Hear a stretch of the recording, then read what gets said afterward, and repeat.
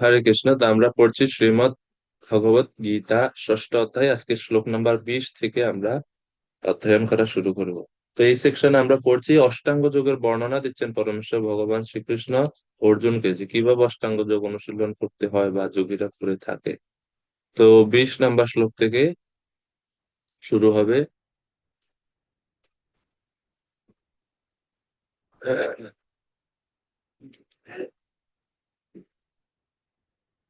20 number, 20, 21, 22, 23, চারটি শ্লোক একসাথে।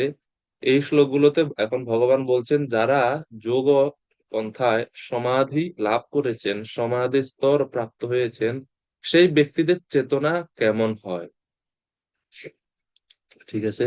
যত্র উপরমতে চিত্তম নিরুদ্ধম যোগ সেবয়া, যত্র চৈবাত্মন আত্মানম পশ্যন আত্মনি তুষ্যতি, সুখম আত্যন্তিকম যত্তৎ বুদ্ধি গ্রাহ্যমতীন্দ্রিয়ম वेत्ति यत्र न चैवायं स्थितश्चलति तत्त्वतः, यं लब्धा च परं लाभं मन्यते नाधिकं ततः, यस्मिन् स्थितो न दुःखेन गुरुणापि विचल्यते, तं विद्यात् दुःखसंयोगं वियोगं योगसंगितम्। যোগ সঙ্গীতম, তাকে যোগ সমাধি বলা হয়। কাকে? তো যোগ সমাধি প্রাপ্ত ব্যক্তির চেতনার কথা প্রথমের থেকে বলছেন। যত্র উপরমতে হে চিত্তম, যার চিত্ত বা মন নিবৃত্ত হয়ে গেছে, যার চিত্ত বা মন নিবৃত্ত, যিনি তার চিত্ত বা মনকে নিবৃত্তি করেন। কোথা থেকে? নিরুদ্ধম, জড় বিষয় থেকে নিবৃত্তি করেন। কিভাবে করেন? যোগ সেবয়া, যোগ অনুশীলনের দ্বারা। যোগ অনুশীলনের দ্বারা কি?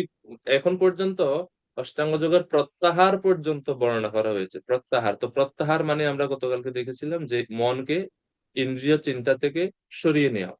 তো এটাই এখানে বলা হচ্ছে, যত্র উপরমতে চিত্তম নিরুদ্ধম যোগ সেবয়া, মনকে জড় বিষয় থেকে সরিয়ে নেন, নিবৃত্তি করে নেন। যত্র চৈব আত্মানম পশ্যন, তিনি তার মনের দ্বারা আত্মাকে দর্শন করেন। আত্মাকে দর্শন করেন যোগী, এর ফলে আত্মনি তুষ্যতি, যোগী আত্মাতে পরম আনন্দ আস্বাদন করেন। এই সুখটা বা এই আনন্দটা কেমন আনন্দ? বলছে সুখম আত্যন্তিকম, এই সুখ বা এই আনন্দটা অসীম সুখ, এর কোনো সীমা নেই। ইয়াত্তাৎ বুদ্ধি গ্রাহ্য মতীন্দ্রিয়ম, আর সেই সুখ আমাদের বুদ্ধি এবং চিন্তার অতীত, এই জন্য কেউ বর্ণনা করে বলতে পারবে না যে সে কতটুকু সুখ অনুভব করছে। এই বিষয়টা এরকম। আসলে এটা এটা ব্যাখ্যা করে বোঝানো যায় না।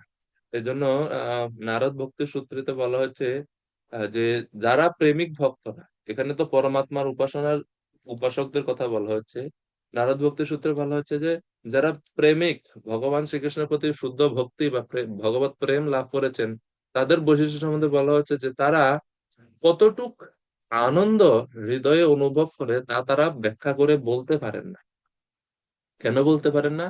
এটা ব্যাখ্যা করে বলে বোঝানোর মতো না, এবং কোনো শব্দ, কোনো ভাষা যথেষ্ট নয়, পর্যাপ্ত নয় সেই আনন্দটা প্রকাশ করার জন্য।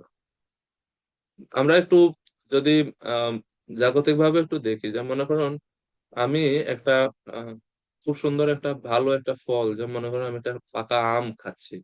তো আম খেয়ে আমি কেমন আনন্দ অনুভব করছি, এটা আমি কিভাবে বুঝাবো আপনাকে? কিভাবে বুঝাইলে আপনি বুঝবেন?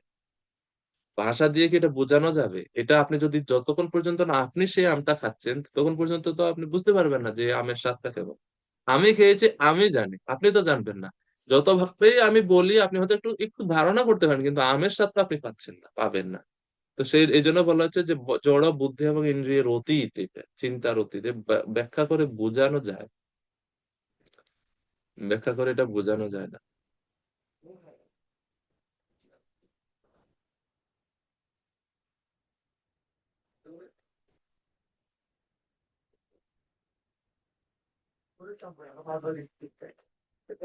তো এটা হচ্ছে নারদ ভক্তি সূত্রের 52 নাম্বার সূত্রতে বলা হচ্ছে মুকাস্বাদনবৎ, trying to describe the experience of pure love of God is like a dump or uh, mute's effort to describe what he test.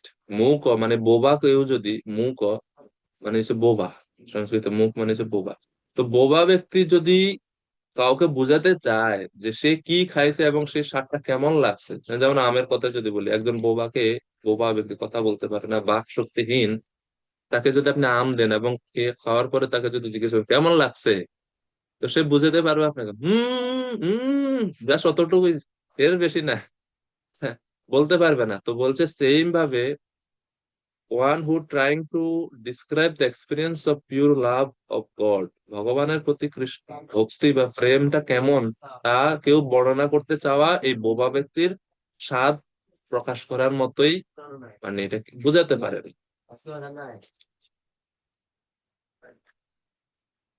এরকম।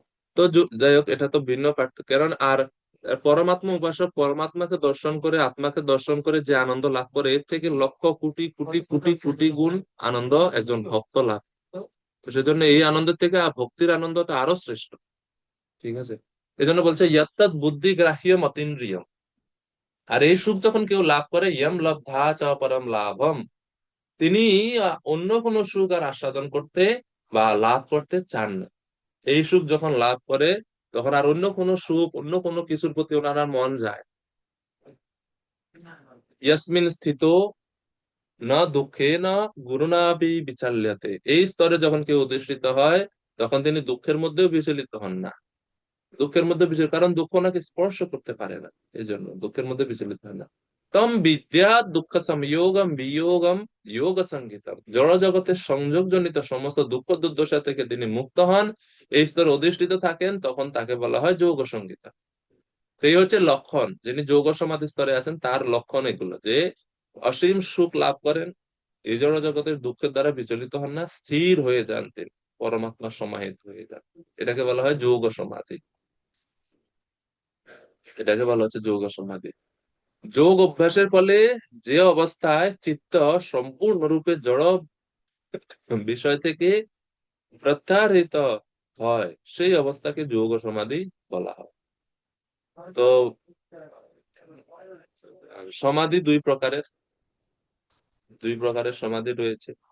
তপময় প্রভু আমাদের গতকালকে জিজ্ঞেস করছিলেন কি বলে নির্বিকল্প সমাধি সম্বন্ধে। তো এই শ্লোক এখানে বর্ণনা করছে যে সমাধি দুই প্রকার, একটা হচ্ছে সম্প্রজ্ঞাত আর একটা হচ্ছে অসম্প্রজ্ঞাত সমাধি। ঠিক আছে, দুই প্রকারের সমাধির কথা শাস্ত্রে বর্ণনা করা হচ্ছে। তো শিল প্রভুপাদ তাৎপর্যে ব্যাখ্যা করছেন এটা। আমাদের আচার্যরা ব্যাখ্যা করছেন যে সম্প্রজ্ঞাত এবং অসম্প্রজ্ঞাত সমাধিটা আসলে কি জিনিস। পতঞ্জলির যোগসূত্রের কথা প্রভুপাদ উল্লেখ করছেন তাৎপর্যে,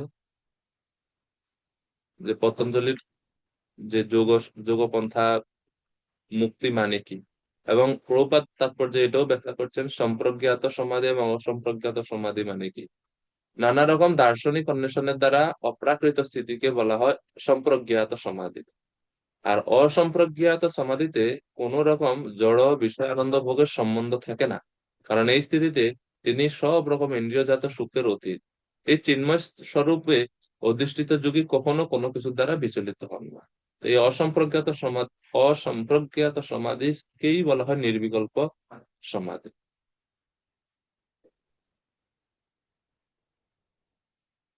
এটা হচ্ছে নির্বিকল্প সমাধি বলা হয়, মানে যেখানে জড় বিষয়ের সঙ্গে আর কোনো সংযোগ, কোনো তিনি জড় সুখ ভোগের অতীত হয়ে যান। তো এরপরে প্রভুপাদ বলছেন এই যুগের জন্য শ্রেষ্ঠ সাধন হচ্ছে কৃষ্ণ ভাবনা। কেননা এই যোগ সাধনা, এই ভক্তি যোগ কখনো ব্যর্থ হয় না। এই কলিযুগ যেটা শঠতাপূর্ণ, এই যুগে এই যোগ অনুশীলনটা অনেক কঠিন, অনেক বাধা বিপত্তি আছে, কিন্তু ভক্তি যোগটা অনেক প্র্যাকটিক্যাল।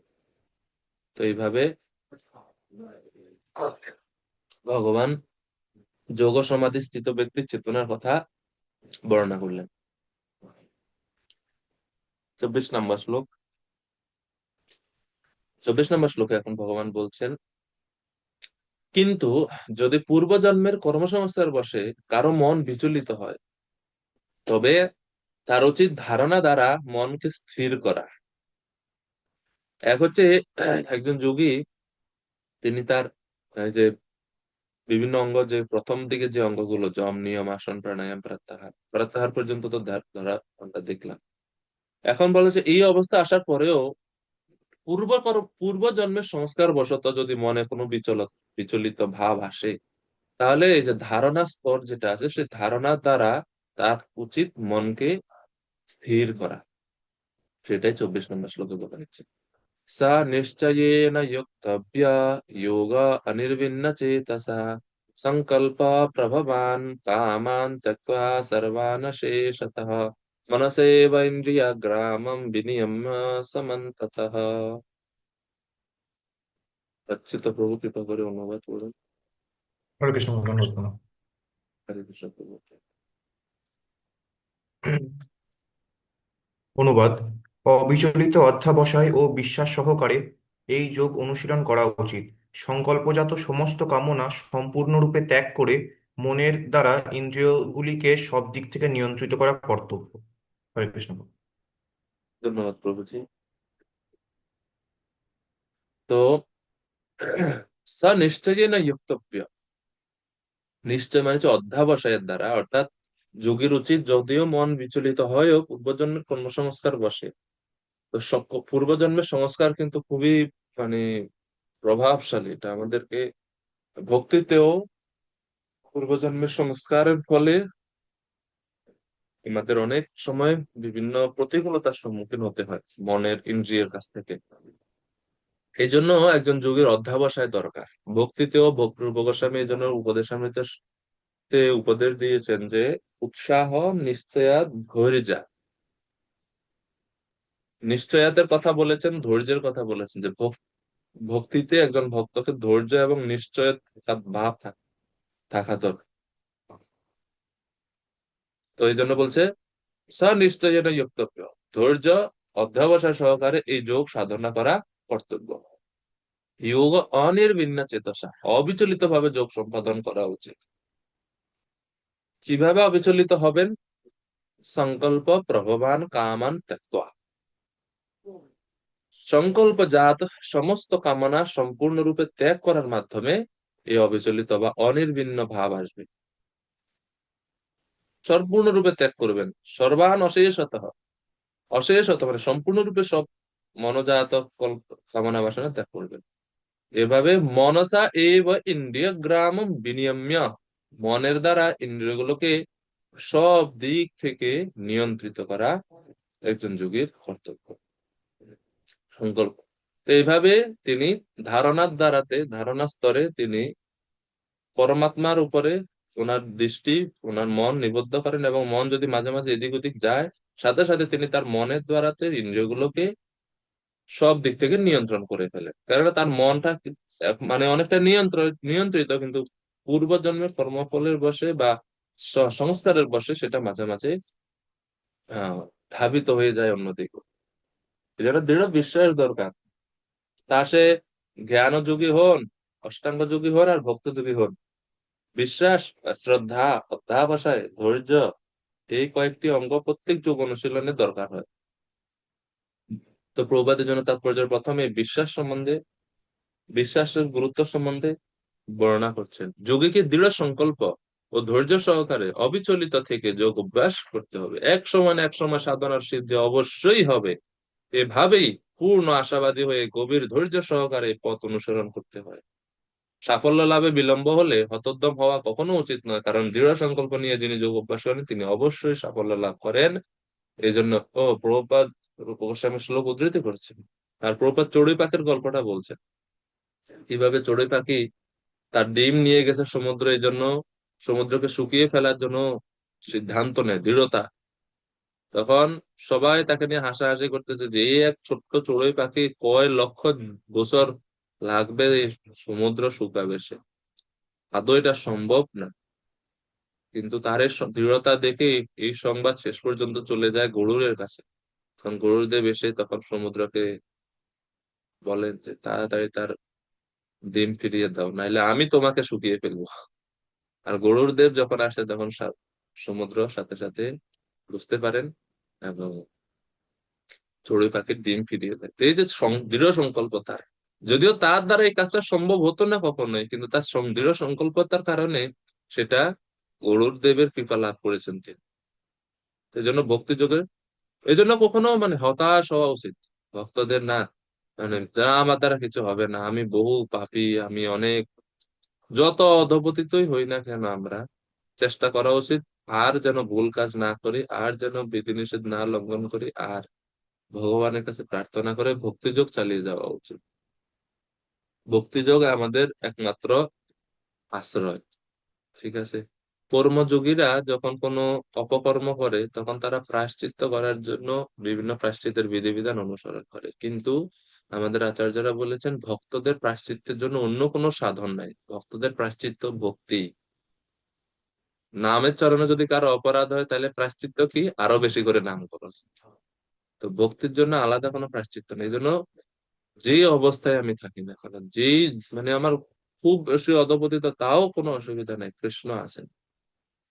আমরা যেন কখনো এটা না মনে করি যে কৃষ্ণের কৃপা শক্তির থেকে আমার পাপের শক্তি বেশি, এটা যেন কখনো মনে না। কৃষ্ণ যদি ইচ্ছা করেন তিনি পুরো ব্রহ্মাণ্ডকে এক মুহূর্তে উদ্ধার করে দিতে পারেন। ঠিক আছে, কৃষ্ণের জন্য এটা কোনো কিছু অস্বাভাবিক কিছু না। কৃষ্ণ যদি ইচ্ছা করে এক ব্রহ্মাণ্ডকে উদ্ধার করে দিতে পারে, আর একটা জীবের কি কথা। তো এই জন্য ভাষা হত হওয়া ঠিক না। ভাষা, এবং দীর্ঘদিন ধরে অনুশীলন করছি তারপরেও মানে কিছু উপলব্ধি করতে পারছি না, তারপরেও ধৈর্য সহকারে করে যাওয়া উচিত। ঠিক আছে। এই জন্য আরেকটা জিনিস হচ্ছে কখন আমরা আশাহত হই, যখন আমরা কম্পেয়ার করি নিজেকে অন্যের সঙ্গে। আরে আমরা দুইজন একসাথে জব করা শুরু করলাম, সে অত উন্নত স্তরে চলে গেল, সে অত অমুক পদ পেয়ে গেল, অত ফলোয়ার হয়ে গেল, তার অত জনপ্রিয় হয়ে গেল, আমার কিচ্ছু হলো না। সত্যি কেন আমরা কি ফলোয়ার ওই জনপ্রিয়তা হওয়ার জন্য? ফলোয়ার যদি হয়, কেউ জনপ্রিয় হয়, সেটা তো ভগবান কর্তৃক প্রদত্ত ওই ভক্তের বিশেষ আশীর্বাদ, সেটা তো হচ্ছে ভিন্ন ব্যাপার। কিন্তু এই জন্য কম্পেয়ার যখন করা হয় তখনই মনে হয় যে আমার তো কিচ্ছু হলো না। প্রথম কথা আমি চেষ্টা করছি কিনা উন্নতির জন্য, আর দ্বিতীয় কথা হচ্ছে এই যে তার যে এত অল্প সময়ের মধ্যে ভক্তিতে সে এত উন্নত হয়ে গেল, এর কারণ এটাও হতে পারে যে ওই ভক্তটা বা এই আমার সাথে যিনি আছেন ইনি পূর্ব জীবনে অলরেডি ওনার অনেক উনি অগ্রসর হয়ে আছেন। আর এই জীবনে ইনি যা শুরু করছেন, তো স্বাভাবিকভাবে উনি আমার থেকে বেশি হবে, আমার তো এই জীবনে হয়তো যা শুরু হলো মাত্র। তো এই জন্য স্বাভাবিকভাবে আমি ওনার থেকে একটু পিছনেই থাকবো। এই জন্য কম্পেয়ার না করে আমাদের উচিত উৎসাহ নেওয়া, ভক্তদের অন্য ভক্তদের দৃষ্টান্ত থেকে উৎসাহ নেওয়া উচিত, না ওনার প্রতি মানে হিংসা করা উচিত না, উৎসাহ নেওয়া উচিত এবং ভক্তিযোগ অনুশীলন করা উচিত। তাইলে ধীরে ধীরে ধীরে ধীরে আমরাও উন্নতি লাভ করতে পারবো। তো 25 নম্বর শ্লোকে এই জন্য বলছে, শনৈ শনৈ উপরমেদ বুদ্ধ্যা ধীতি গৃহীতয়া আত্মসংস্থম মনঃ কৃত্বা না কিঞ্চিদপি চিন্তয়ে। শনৈ শনৈ, শেষ কর্তব্য হচ্ছে শনৈ শনৈ মানে ধীরে ধীরে, বুদ্ধিয়া ধৃতি গৃহীতয়া বুদ্ধির দ্বারা ধৈর্য যুক্ত হয়ে, আত্মসংস্থম চিন্ময় স্তরে আত্মাকে আত্মাতে স্থিত হয়ে, মনঃ কৃত্বা ন কিঞ্চিদপি চিন্তয়ে, তখন আর অন্য কোনো কিছুতে মন যায় না, কোনো কিছুই চিন্তা করে না মন। এভাবে মানসিক জল্পনা কল্পনা প্রসূত সমস্ত জড় বাসনা পরিত্যাগ করে যোগী স্থির স্তর প্রাপ্ত হয়ে থাকে। তো এই হচ্ছে অষ্টাঙ্গ যোগীদের এই 8টা স্তর: যম, নিয়ম, আসন, প্রাণায়াম, প্রত্যাহার, ধারণা, ধ্যান, সমাধি।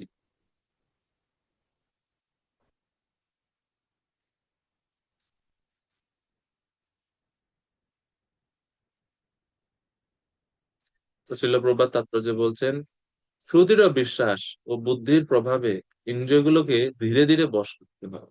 কেননা বহু জীবনের মানে মলিনতা কলুষতা তো হুট করে 2-4 বছর ভক্তি করে তাও মানে কোন রকম ভক্তি করে কিভাবে আপনি এটা থেকে মুক্ত হবেন?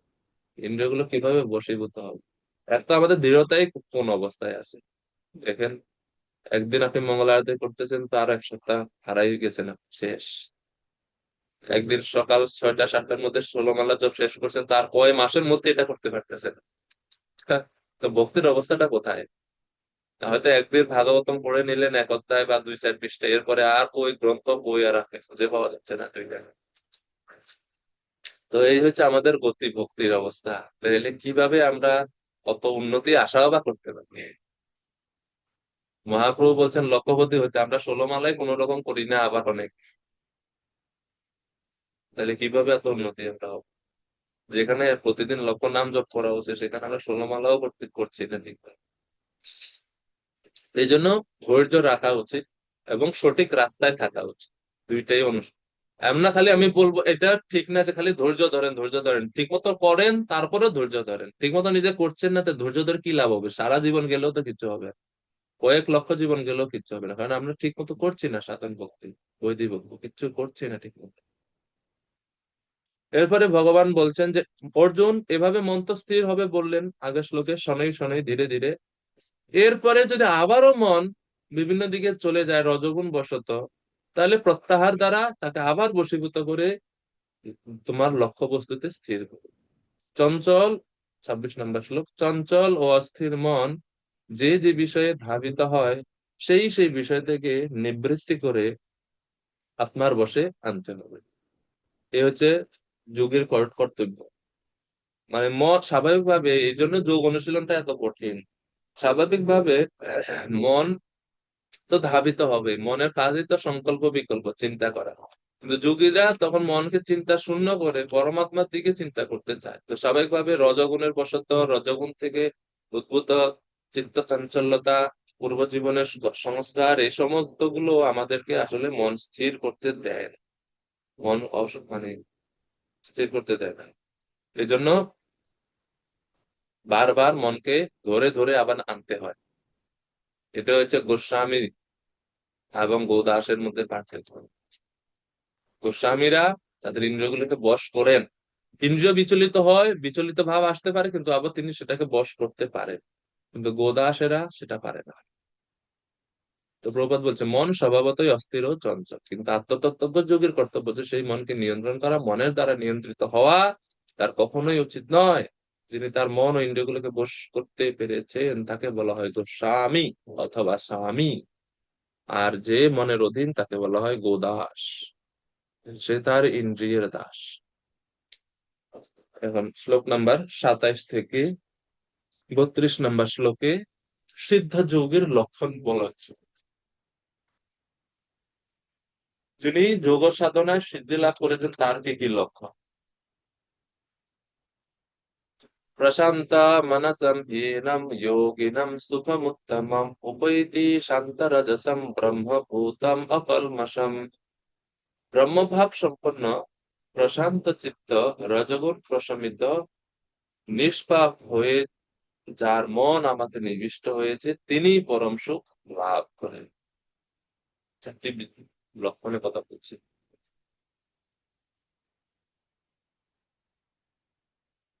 শান্ত রজসম, শান্ত রজসম মানে রজগুণ, যার রজগুণ এবং রজগুণের রজগুণগত যে সমস্ত প্রভাব, যেমন লোভ, প্রবৃত্তি, নতুন নতুন কর্মে উদ্যমতা, অশান্তি, স্পৃহা, এই সকল বৃত্তি মন থেকে পুরোপুরি চলে গেছে, তাকে বলা যায় শান্ত রজস। মানে যার মনে রজগুণ শান্ত হয়ে গেছে, মানে রজগুণের আর কোনো বিচলিত ভাব তাকে আর স্পর্শ করতে পারে না। অকল্মষম মানে হচ্ছে নিষ্পাপ, যার সমস্ত পাপ দূরীভূত হয়েছে, অর্থাৎ তমগুণ এবং তমগুণগত যে সমস্ত স্বভাব, যেমন অপ্রকাশ, অপ্রবৃত্তি, প্রমাদ, মোহ, এইসব বৃত্তি নষ্ট হয়ে গেছে যার, তিনি হচ্ছেন অকল্মষ। এবং প্রশান্ত মনসাম মানে যিনি সত্যগুণে অধিষ্ঠিত হয়েছে, শান্ত মন, তিনি সুখ লাভ করেন। এটাকে এই হচ্ছে ব্রহ্মভূত অবস্থা। তো শিল প্রভুপাদ ব্রহ্মভূত স্তরের সংজ্ঞা দিয়ে বলছেন সমস্ত জড় কলুষ থেকে মুক্ত হয়ে ভক্তিযোগে ভগবান শ্রীকৃষ্ণের সেবায় সম্পূর্ণভাবে নিয়োজিত হওয়াকেই ব্রহ্মভূত অবস্থা বলে। প্রভুপাদ ভক্তিযোগের মাধ্যমে ব্রহ্মভূত স্তরের ব্যাখ্যা দিয়েছেন এখানে। ব্রহ্মভূতা মৎভক্তি লভতে পরা। জড় কলুষ থেকে মুক্ত হওয়ার পর এই যে শান্ত রজসম, অকল্মষম, এরপরে কি হয়? এগুলো, এই স্তরগুলো, এই জড় কলুষ থেকে মুক্ত হওয়ার পর যুগে কি কি স্তর প্রাপ্ত হয়? जुञ्जन एव सदात्मानं योगी विगत कल्मषः सुखेन ब्रह्म সংস্পর্শম অত্যন্তম সুখম অশ্নুতে। এভাবে আত্মসংযমী যোগী জড় জগতের সমস্ত কলুষ থেকে মুক্ত হয়ে ব্রহ্ম সংস্পর্শ রূপ পরম সুখ আস্বাদন করেন। অর্থাৎ যখন মন সম্পূর্ণ কলুষিত থেকে মুক্ত হয় ঠিক তখনই তিনি আত্মদর্শন করতে পারেন, পরমাত্মাকে দর্শন করতে পারেন, বা ব্রহ্ম সংস্পর্শম পরম ব্রহ্মের সঙ্গে বা পরমাত্মার সঙ্গে যুক্ত হতে পারেন। ব্রহ্ম সংস্পর্শ সুখ তিনি লাভ করেন। জড় বিষয়ের সংস্পর্শের থেকে যে সুখ, তার থেকে ব্রহ্ম সংস্পর্শ সুখ আরো আরো আরো কোটি গুণে বেশি শ্রেষ্ঠ। আত্মদর্শনের অর্থ হচ্ছে, প্রভুপাদ ব্যাখ্যা করছেন, আত্মদর্শনের অর্থ অর্থ হচ্ছে ভগবানের সঙ্গে আমাদের যে নিত্য সম্পর্ক রয়েছে তার পরিপ্রেক্ষিতে আমাদের স্বরূপ উপলব্ধি করা। ভগবানের সঙ্গে এই অপ্রাকৃত সম্পর্কে বলা হয় ব্রহ্ম সংস্পর্শ। এরপর আরো লক্ষণ বলা হচ্ছে 29 নম্বর শ্লোকে, সেই যোগী যিনি ব্রহ্ম সংস্পর্শ লাভ করেছেন, যিনি সিদ্ধ যোগী, তিনি সর্বত্র ভগবত দর্শন করেন। সর্বভূতস্তম আত্মানম সর্বভূতানি চাত্মনি ইক্ষতে যোগ যুক্তাত্মা সর্বত্র সমদর্শনঃ। প্রকৃত যোগী সর্ব অবস্থাতে সর্বভূতে আমাকে দর্শন করে এবং আমাদের সবকিছু দর্শন করে। যোগযুক্ত আত্মা সর্বদাই আমাকে দর্শন করে। এই হচ্ছে যোগীর অবস্থা। তিনি সর্বত্র ভগবান বা পরমাত্মা ব্যতীত আর কিচ্ছু তিনি দর্শন করেন না। আমরা দেখি তখন প্রহ্লাদ মহারাজ এর দৃষ্টিভঙ্গিতে এর এই এই লক্ষণ আমরা দেখতে পাই। যখন প্রহ্লাদ মহারাজ ওনার ভগবান শ্রীহরির প্রতি ভক্তিতে এত বেশি নিমগ্ন হয়েছিলেন যে সর্বত্র তিনি ভগবানকে দেখতে পাচ্ছেন, সব জায়গার মধ্যে। এটা হচ্ছে শুদ্ধতার একটা লক্ষণ। যারা যোগ সিদ্ধিতে বা ভক্তি যোগেও যারা অনেক উন্নত স্তর লাভ করেছেন তারা এটা দেখেন। ভক্তির উন্নত স্তরে যারা আছেন, ভগবত উত্তম বা উত্তম ভক্ত, উত্তম ভক্তদের স্বভাব বা উত্তম ভক্তদের বৈশিষ্ট্য সম্বন্ধে বলা হচ্ছে সর্বভূতানি, যারা আহ সর্বভূতেষু ইহ পশ্যেদ ভগবত ভাবমাত্মনা ভূতানি ভগবতী আত্মনি এষ ভাগবত উত্তম। সাতশ স্কন্ধে বলা হচ্ছে উত্তম ভাগবতকে যে সর্বত্র ভগবানকে দেখে, সবকিছুর মধ্যে ভগবানকে দেখে, সবকিছু ভগবানের সঙ্গে সম্পর্কযুক্ত বলে দেখে, তিনি হচ্ছেন উত্তম ভাগবত। তো প্রহ্লাদ মহারাজ সব জায়গায় ভগবানকে দেখছেন। যখন হিরণ্যকশিপু বলছেন যে তো এই পিলারের মধ্যে তোর ভগবান আছে, তিনি পিলারের মধ্যে ভগবানকে দর্শন করছেন। আর আমরা যারা ভক্তিযোগ অনুশীলন করছি, আমাদের এই চেষ্টা প্রত্যেক বস্তুর মধ্যে কিভাবে আমরা ভগবানকে দর্শন করতে পারি, প্রত্যেক বস্তুর কিভাবে আমাদেরকে ভগবত স্মরণ আমাদের মনের মধ্যে জাগ্রত করতে পারে, সেই চেষ্টা আমাদের থাকতে হবে, যেটা ব্রজ গোপিকাদের ছিল। আকাশে কালো মেঘ দেখলো ওনারা কৃষ্ণের কথা মনে করতে, চিন্তা করা যায়। জল দেখলো ওনারা যমুনার কথা মনে করতেন। চৈতন্য মহাপ্রভু যখন পুরীতে ছিলেন, এই ভাব মহাপ্রভু তিনি আহ, দেখিয়েছেন। তো এইভাবে শিল প্রভুপাদ তাৎপর্য ব্যাখ্যা করছেন কিভাবে যোগী সর্বভূতে পরমাত্মাকে দর্শন করে। স্মৃতি শাস্ত্রে বলা হয়েছে আতত আততচ্চাৎ মাতৃত্বাচ্চ আত্মাহি পরমো হরি। কঠিন শ্লোক। সর্বজীবের উৎস হরি মায়ের মতো সকলকে পালন করে। মা যেমন তার সব কটি সন্তানের প্রতি সমদৃষ্টি সম্পন্ন, পরম পিতা বা মাতা ভগবানও তেমন সকলের প্রতি সমভাবাপন্ন। পরমাত্মা রূপে তিনি সকলের অন্তরে বিরাজ করেন। এমন না যারা পুণ্যবান তাদের হৃদয়ে পরমাত্মা একটু বেশি পরিমাণে থাকে, যারা পাপ করে তাদের হৃদয়ে একটু পরমাত্মা কম থাকে, না, সমানভাবে ভগবান থাকে। আর যোগী এই জন্য সর্বভূতের সমদৃষ্টি, কারণ তিনি দেখেন যে জীব তাদের কর্মফল অনুসারে ভিন্ন ভিন্ন দেহ লাভ করেছে, কিন্তু সকলের মধ্যে ভগবান অবস্থান করছেন পরমাত্মার। ঠিক আছে। তো এরপরে 30 নম্বর শ্লোক।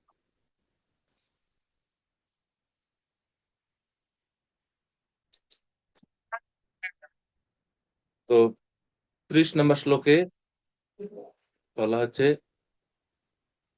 ইয়ো মাম পশ্যতি সর্বত্র সর্বম চ ময়ি পশ্যতি তস্যাহম ন প্রণশ্যামি সা চা মে না প্রণশ্যতি।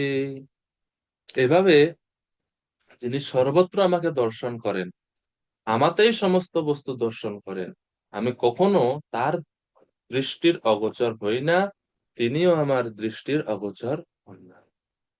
তে হচ্ছে ভগবান এবং ভক্তের মধ্যে, বা পরমাত্মা এবং পরমাত্মা উপাসকের মধ্যে, পরস্পরের মধ্যে সম্পর্ক।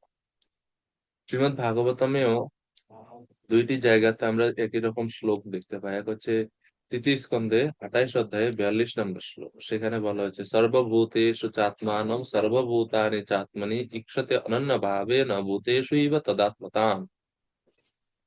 আর ভাগবত উত্তম শ্লোকের কথা তো একটু আগে বলেছি, উত্তম ভক্ত সংজ্ঞা।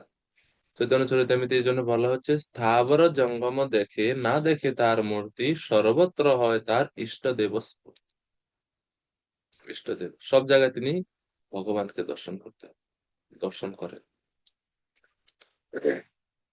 তো শিল প্রভুপাদ এই শ্লোকে তাৎপর্য বলছেন যে একজন ভক্ত কিভাবে সবকিছুর মধ্যে ভগবানকে দর্শন করেন। কৃষ্ণ ভাবনামে ভক্ত নিঃসন্দেহে সর্বত্র ভগবানকে দর্শন করেন এবং তিনি সবকিছুই ভগবানের মধ্যে দেখতে পান। যদিও মনে হতে পারে যে এই ধরনের মানুষ মায়ার বিভিন্ন ভিন্ন ভিন্ন প্রকাশকে সাধারণ মানুষের মতো ভিন্ন ভিন্ন রূপে দেখেছেন, কিন্তু তিনি অনুভব করেন যে সবকিছুই কৃষ্ণের শক্তিরই প্রকাশ। তাই তিনি সর্বদাই কৃষ্ণ ভাবনাময়। তো ভক্ত সবকিছুকে ভগবানের শক্তির প্রকাশ রূপে দেখেন, সেই জন্য তিনি সবসময় কৃষ্ণ ভাবনাময়। তো শিল প্রভুপাদ পরে আরো বলছেন, এইরকম ভক্ত যারা সর্বত্র ভগবানকে দর্শন করে, ভগবান কখনো তাদের দৃষ্টির অগোচর হন না। প্রেমাঞ্জন চরিত ভক্তি বিলোচনেন সন্ত সদৈব হৃদয়েষু বিলোকয়ন্তি। সন্ত বা সাধুরা সব সময় হৃদয়ে ভগবানকে দর্শন করতে পারে। কেন? কিসের দ্বারা? প্রেমাঞ্জন চরিত, প্রেম অঞ্জন দ্বারা রঞ্জিত যাদের চোখ।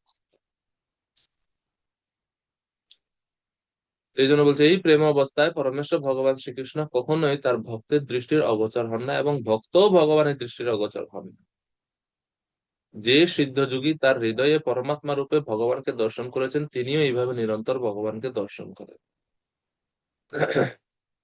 এই ধরনের সিদ্ধযোগী শুদ্ধ ভগবত ভক্তে পরিণত হন এবং তিনি এক মুহূর্তের জন্য ভগবানকে দেখে না দেখে থাকতে পারেন না। যেটা যেরকম ছিল প্রভুপাদ, এক মুহূর্ত থাকতে পারেন না।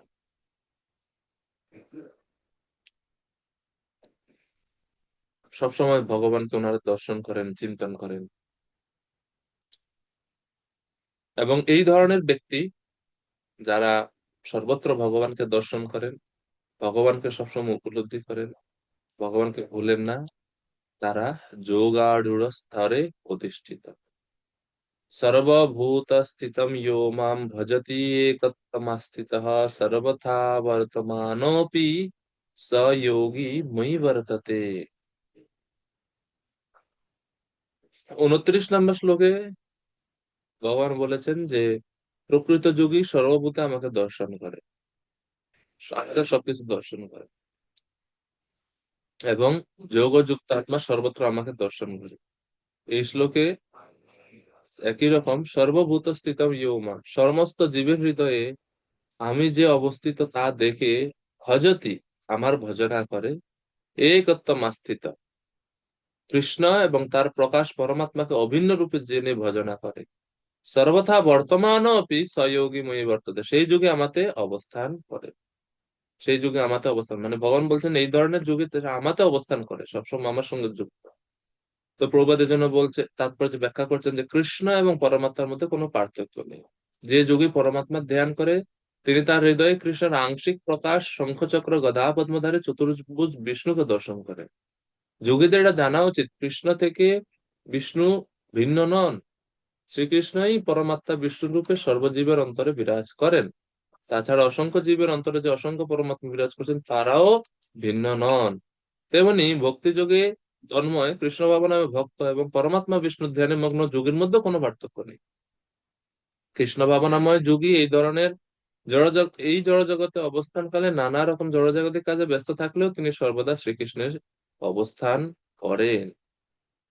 নিখিলা আসু অপি অবস্থা আসু জীবন মুক্ত স উচ্চতে, যে এই পৃথিবীতে থাকলেও কর্মের ভগবত সেবায় যুক্ত থাকলেও তিনি এই জড় জগতে থেকে ঊর্ধ্বে অবস্থান করেন।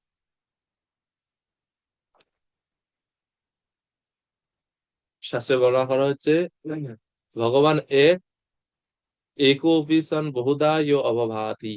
যদিও ভগবান একজন, তিনি বহুরূপ অসংখ্য হৃদয়ে বিরাজমান। স্মৃতি শাস্ত্রে বলা হয়েছে এক এব পরো বিষ্ণু সর্বব্যাপী ন সংশয়, ঐশ্বর্য ভ্রম রূপে, ঐশ্বর্য রূপমেকম চ সূর্যবৎ বহুধেয়তে। অদ্বিতীয় ভগবান বিষ্ণু নিঃসন্দেহে সর্বব্যাপক, তার অচিন্ত শক্তির প্রভাবে এক বিগ্রহ রূপে তিনি সর্বত্র বিদ্যমান। সূর্যের মতো তিনিও একই সময়ে বহু স্থানে দৃষ্ট হন। তথাপি ভগবান এখন বলছে, তথাপি আমার ভজনাকারী যোগীদের মধ্যে সর্বভূতে দয়াশীল গণই হচ্ছে শ্রেষ্ঠ। তো সমস্ত যোগীদের মধ্যে যারা শ্রেষ্ঠ, যারা যোগারূঢ় স্তরে গিয়েছেন, তাদের মধ্যে শ্রেষ্ঠ কারা? যারা সমস্ত ভূতে, সমস্ত জীবের প্রতি দয়াশীল, সেই যোগী শ্রেষ্ঠ। আত্মৌপম্যেন সর্বত্র সমম পশ্যতি য় অর্জুন, সুখম বা যদি বা দুঃখম স যোগী পরমামতঃ। হে অর্জুন, যিনি সমস্ত জীবের সুখ ও দুঃখকে নিজের সুখ ও দুঃখের অনুরূপ সমান ভাবে দর্শন করেন, আমার মতে তিনিই সর্বশ্রেষ্ঠ যোগী। সমস্ত জীবের দুঃখকে নিজের দুঃখ, সুখ দুঃখ বলে সমানভাবে দর্শন করেন, তিনি হচ্ছেন সর্বশ্রেষ্ঠ যোগী। নিজের মতো আত্ম উপমন্যে সর্বম্যেন সর্বত্র। সকলে তো এই জড় জগতে নিজে নিজের নিয়ে ব্যস্ত। আহ, আমি বাঁচি, অন্য মরুক। আমরা আর বিপরীতটা হয় এই জড় জগতে, অন্যের দুঃখ দেখলে আমরা আনন্দ পাই, আর অন্যের উন্নতি বা অন্যের আনন্দ দেখলে আমরা দুঃখ পাই। আরে সে কেন এত হাসতেছে, আমি কেন হাসতে পারিনি? এই হচ্ছে জড় জগতের অবস্থা। কিন্তু ভগবান এখানে বলছেন যে না, যারা, তারা সর্বশ্রেষ্ঠ যারা এটা দর্শন করেন নিজের মতো, মানে মানে অন্য কেউ পড়ে গিয়ে কষ্ট পেল, এরকম ভাব, এরকম হওয়া উচিত যে ইস, মনে হয় ব্যথাটা আমার শরীরে লাগছে, এরকম ভাব থাকা উচিত ভক্তদের। যোগিতা তো আছে সাথে সাথে ভক্তদের। এজন্য কেন ভিন্ন দেখবে আসলে? আমরা ভিন্নতা দেখি জড় বুদ্ধির কারণ, দেহাত্ম বুদ্ধির কারণ। যেমন মনে করেন, আমি কি আমার শরীরের কোনো অঙ্গের সঙ্গে শত্রুতা করি? আমি কি বলি আমার জিহ্বা আমি কেটে ফেলবো? আমি কি বলি আমার হাত, আমি নিজের হাত নিজে কেটে ফেলবো? এটা কখনো বলি? আমরা বলি না। কেন? কারণ এটা আমার, আমার শরীর বলে ভাবে। আচ্ছা, তাহলে এই যে যোগী, তিনি জানি, যিনি পরমাত্মাকে দর্শন করছেন, পরমাত্মাকে দর্শন করার ফলে তো উনি তখন দেখেন যে সমস্ত জীব ভগবানের সঙ্গে যুক্ত, এবং তিনি নিজেও ভগবানের সঙ্গে যুক্ত। এর ফলে অন্য সমস্ত জীবাত্মার সঙ্গে নিজের মধ্যে তিনি একাত্ম অনুভব করেন। একাত্ম যখন অনুভব করেন, তখন অন্য ভক্ত, অন্য জীব যখন কষ্ট পায়, তো নিজেও কষ্ট পাবেন, এটাই তো স্বাভাবিক। তখন তার ভেদ বুদ্ধি আসবে না। কিন্তু এই চেতনা তো আমরা উপলব্ধি বা বুঝতেও অনেক কষ্ট, আমরা বুঝতেও পারি না এটা।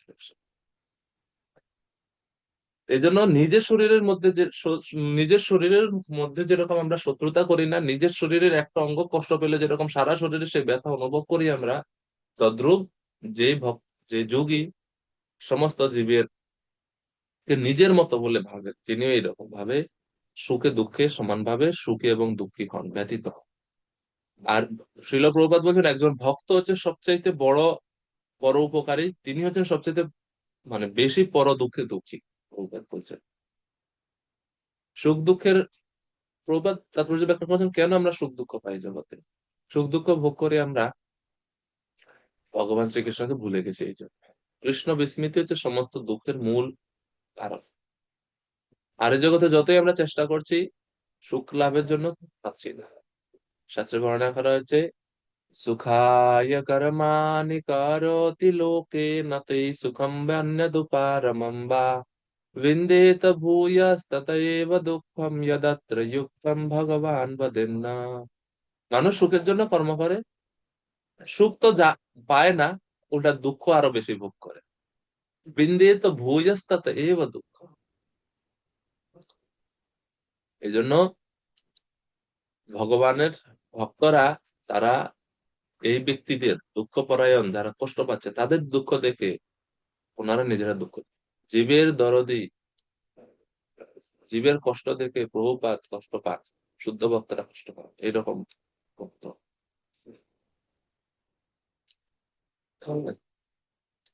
এরপরে 33 থেকে 36 নম্বর শ্লোকে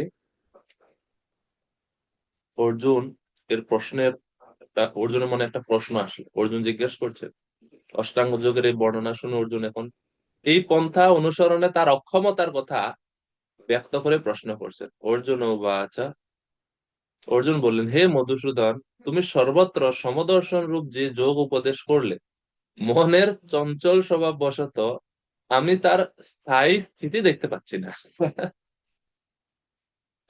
আপনি যে সুন্দর বললেন ভগবান, আপনি খুব সুন্দরভাবে ব্যাখ্যা করেছেন, কিন্তু চঞ্চলত্বাৎ স্থিতিম স্থিরাম, আমি তো চঞ্চলতার মনের চঞ্চলতার কারণে এটা যে করতে পারবো বলে মনে হচ্ছে না।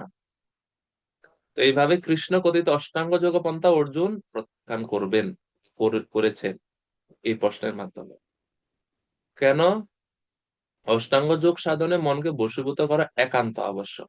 মন সংযত করাই অত্যন্ত কঠিন। এখন মনকে কিভাবে সংযত করবে? অষ্টাঙ্গ যোগে তা বলছে না, মনকে কিভাবে সংযত করবে, বলছে সংযত করো। কিভাবে করবে জানি না, করো যেভাবে পারো। কিন্তু ভক্তি যোগে উপায় আছে।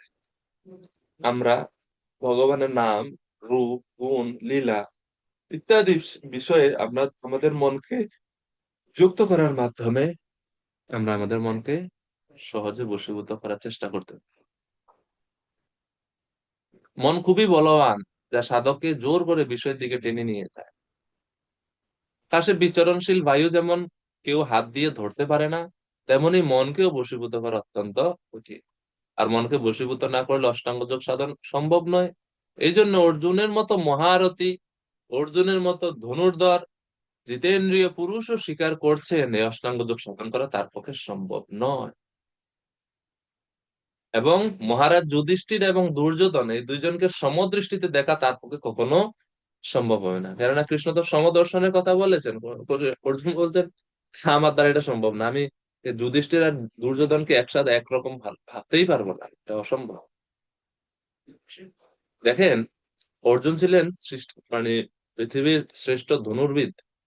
যারা ধনুক মানে তীর চালায়, তাদের কিন্তু মনোসংযোগ খুব বেশি থাকতে হয়।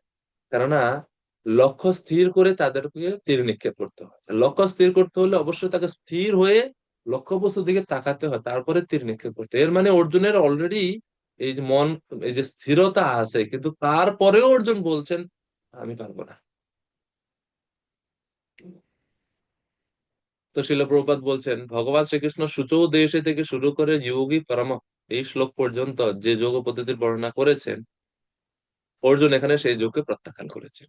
কারণ তিনি নিজেকে অযোগ্য বলে ভাবেন। কারণ কলিযুগের বৈশিষ্ট্য হচ্ছে এটা। প্রভাত কলিযুগের মানুষের কথা বলছেন যে কলিযুগের মানুষের সাথে অর্জুনের অসাধারণ গুণ ও সামর্থ্যের তুলনা হয় না। অর্জুনই নাকচ করে দিয়েছে, আর কলিযুগের মানুষ কিভাবে করবে? এজন্য একটাই মাত্র উপায়, হরিনাম সংকীর্তন কলিযুগে। এরপরে অর্জুন বলছেন, কেন তুমি পারবে না? চঞ্চলতা কিসের? বলছে, আমার মন খুবই চঞ্চল। পরের শ্লোকে সেই কথা আর স্পষ্ট ভাবে বলছেন, চঞ্চলম হি মনঃ কৃষ্ণ প্রমাথি বলবৎ দৃঢ়ম তস্যাহম নিগ্রহম মন্যে বায়ুরিব সুদুষ্করম।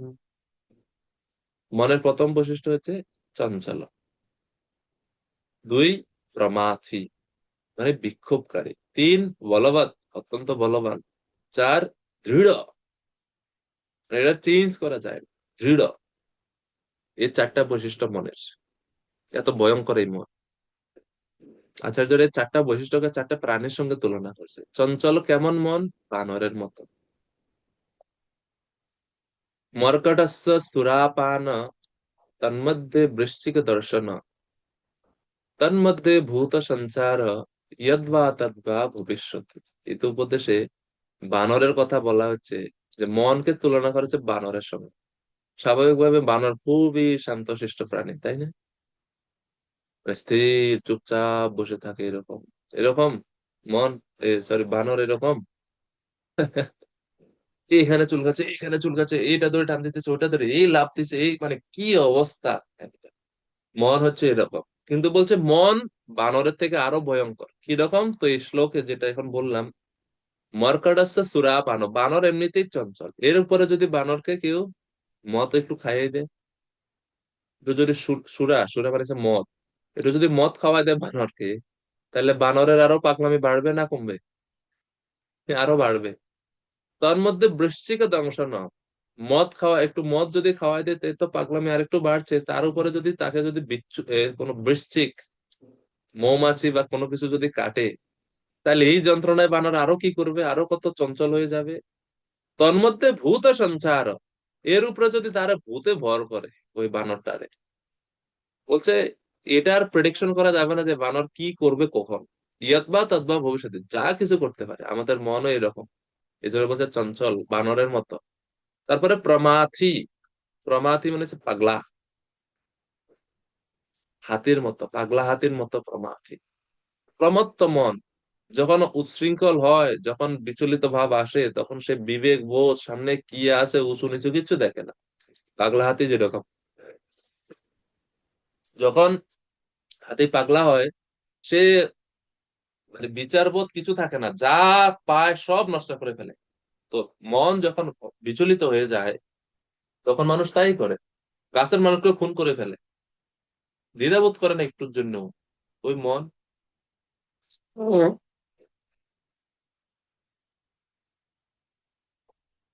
খুবই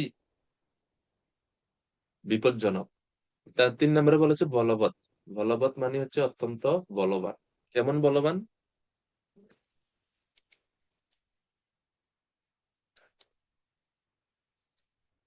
বলবান বলা হচ্ছে ষাঁড়ের মতো। ষাঁড় যখন, মানে আপনারা দেখেন বুল, বুল ফাইটিং দেখছেন, ষাঁড়দের ফাইট খুবই শক্তিশালী, বলবান। ষাঁড় কিচ্ছু ভয় পায় না, সামনে যা আছে সব শিং দিয়ে উড়াই দেয়, এরকম বলবান, অত্যন্ত বলবান। কন্ট্রোল করা যায় না 4-5 জনে মিলে পাগলা ষাঁড়কে। আর চতুর্থ হচ্ছে দৃঢ়। দৃঢ় কিরকম বলছে? কুকুরের লেজের মতো। কুকুরের লেজ এর বৈশিষ্ট্য সবাই জানি আমরা, বাঁকা তো বাঁকাই, এটাকে সোজা করা যায়। যতই আপনি তেল ঘি মালিশ করেন, যতই কসরত করেন, এটা বাঁকা হবেই। মনেরও এটা এরকম স্বভাব, মানে টেনে ধরে কৃষ্ণের কাছে আনছেন, ফুট করে আবার যাবে, আবার আবার বিষয়ের দিকে চলে যাবে, এইরকম অবস্থা। এই জন্য কৃষ্ণ অর্জুন বলছেন তস্যাহম নিগ্রহম মানে বায়ুরিব সুদুষ্করম, বায়ুকে বশীভূত করার মতো অধিক, মানে বায়ুকে বশীভূত করার থেকে অধিক কঠিন আমি মনে করি এই মনকে কন্ট্রোল করা। প্রবাদ তাৎপর্য বলছেন মন হচ্ছে খুবই দুর্দমনীয় এবং বলবান, এবং বায়ুর মতো অস্থির। বাতাস যেরকম ধরে রাখা যায় না, স্থির থাকে না, তদ্রুপ। আর মনকে বশীভূত করার উপায়টা কি? তাহলে প্রভুপাদ ব্যাখ্যা করছেন, চৈতন্য মহাপ্রভুর প্রদর্শিত পন্থা অনুসরণ করাই হচ্ছে মনকে বশীভূত করার একমাত্র উপায়। কি সেই পন্থা? হরে নাম, হরে নাম, হরে নামই বা কেবলম, হরি নাম মহামন্ত্র, হরে কৃষ্ণ মহামন্ত্র কীর্তন করা। তো অর্জুন যখন তার অপারগতার কথা বললেন, এখন কৃষ্ণ অর্জুনকে মন সংযত করার কৌশল শিখাচ্ছেন। শ্রী ভগবান উবাচ असंशयं समग्रं सॉरी असंशयं महाबाहो मनो दुर्निग्रह चलम अभ्यासेन तु कौन्तेय वैराग्येन च गृह्यते। তপময় প্রভু কৃপা করে অনুবাদ পড়ুন।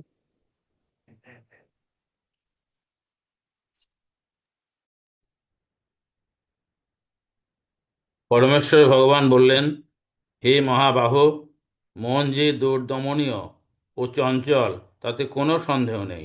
কিন্তু হে কন্তেয়, ক্রমশ অভ্যাস ও বৈরাগ্যের দ্বারা মনকে বশীভূত করা যায়। হরে কৃষ্ণ। ধন্যবাদ প্রভুজি। তো ভগবান এখন অর্জুনকে কৌশল শিখাচ্ছেন যে অর্জুন, আমি সম্পূর্ণরূপে একমত তোমার সঙ্গে যে মনকে বশীভূত করাটা অত্যন্ত কঠিন, কিন্তু দুইটা উপায় আছে যার দ্বারাতে মনকে বশীভূত করা যায়। কি সেটা? অভ্যাসেনা বৈরাগ্যেনা। ক্রমাগত অভ্যাস এবং বৈরাগ্যের দ্বারা মনকে বশীভূত করা যায়।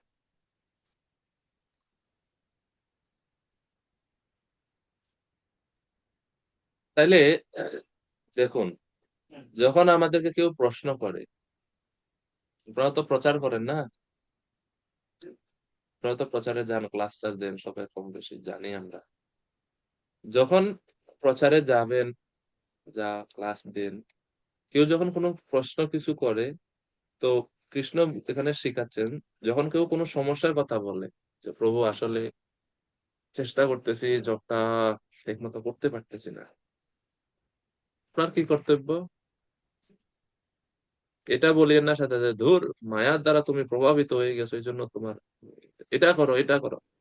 বলবেন এগুলো, কিন্তু প্রথমে বলবেন না, প্রভু মাতাজি আপনি যেটা বলছেন আসলে জবটা খুব কঠিন মনে হয়, স্বাভাবিক মনে হওয়াটা স্বাভাবিক, আপনি যেটা বলছেন এটা আমারও ক্ষেত্রে হয়। এভাবে যখন বলবেন, প্রথমে স্বীকার করে নিবেন তার সমস্যাটা, যে হ্যাঁ এটা হয়, তখন যে শ্রোতা মানে যিনি শুনছেন, তিনি আপনার উপরে বিশ্বাসটা স্থাপন করবেন আরো বেশি। তো কৃষ্ণ, অর্জুন বলছেন মন অত্যন্ত চঞ্চল, কৃষ্ণ বলছেন হ্যাঁ, অসংশয়, কোনো সন্দেহ নাই তোমার মধ্যে, তোমার কথার মধ্যে, যে মন নিশ্চিতভাবে চঞ্চল। এটা হচ্ছে শিক্ষা।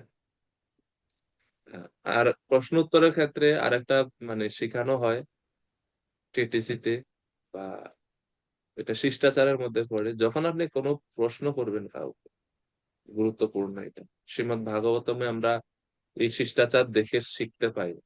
যখন কাউকে প্রশ্ন করবেন, প্রশ্ন করার পূর্বে আগে হুট করে ঠিক আছে প্রভু আপনি বলেছেন আজকে এটা এটা এটা এটা, এরকম না।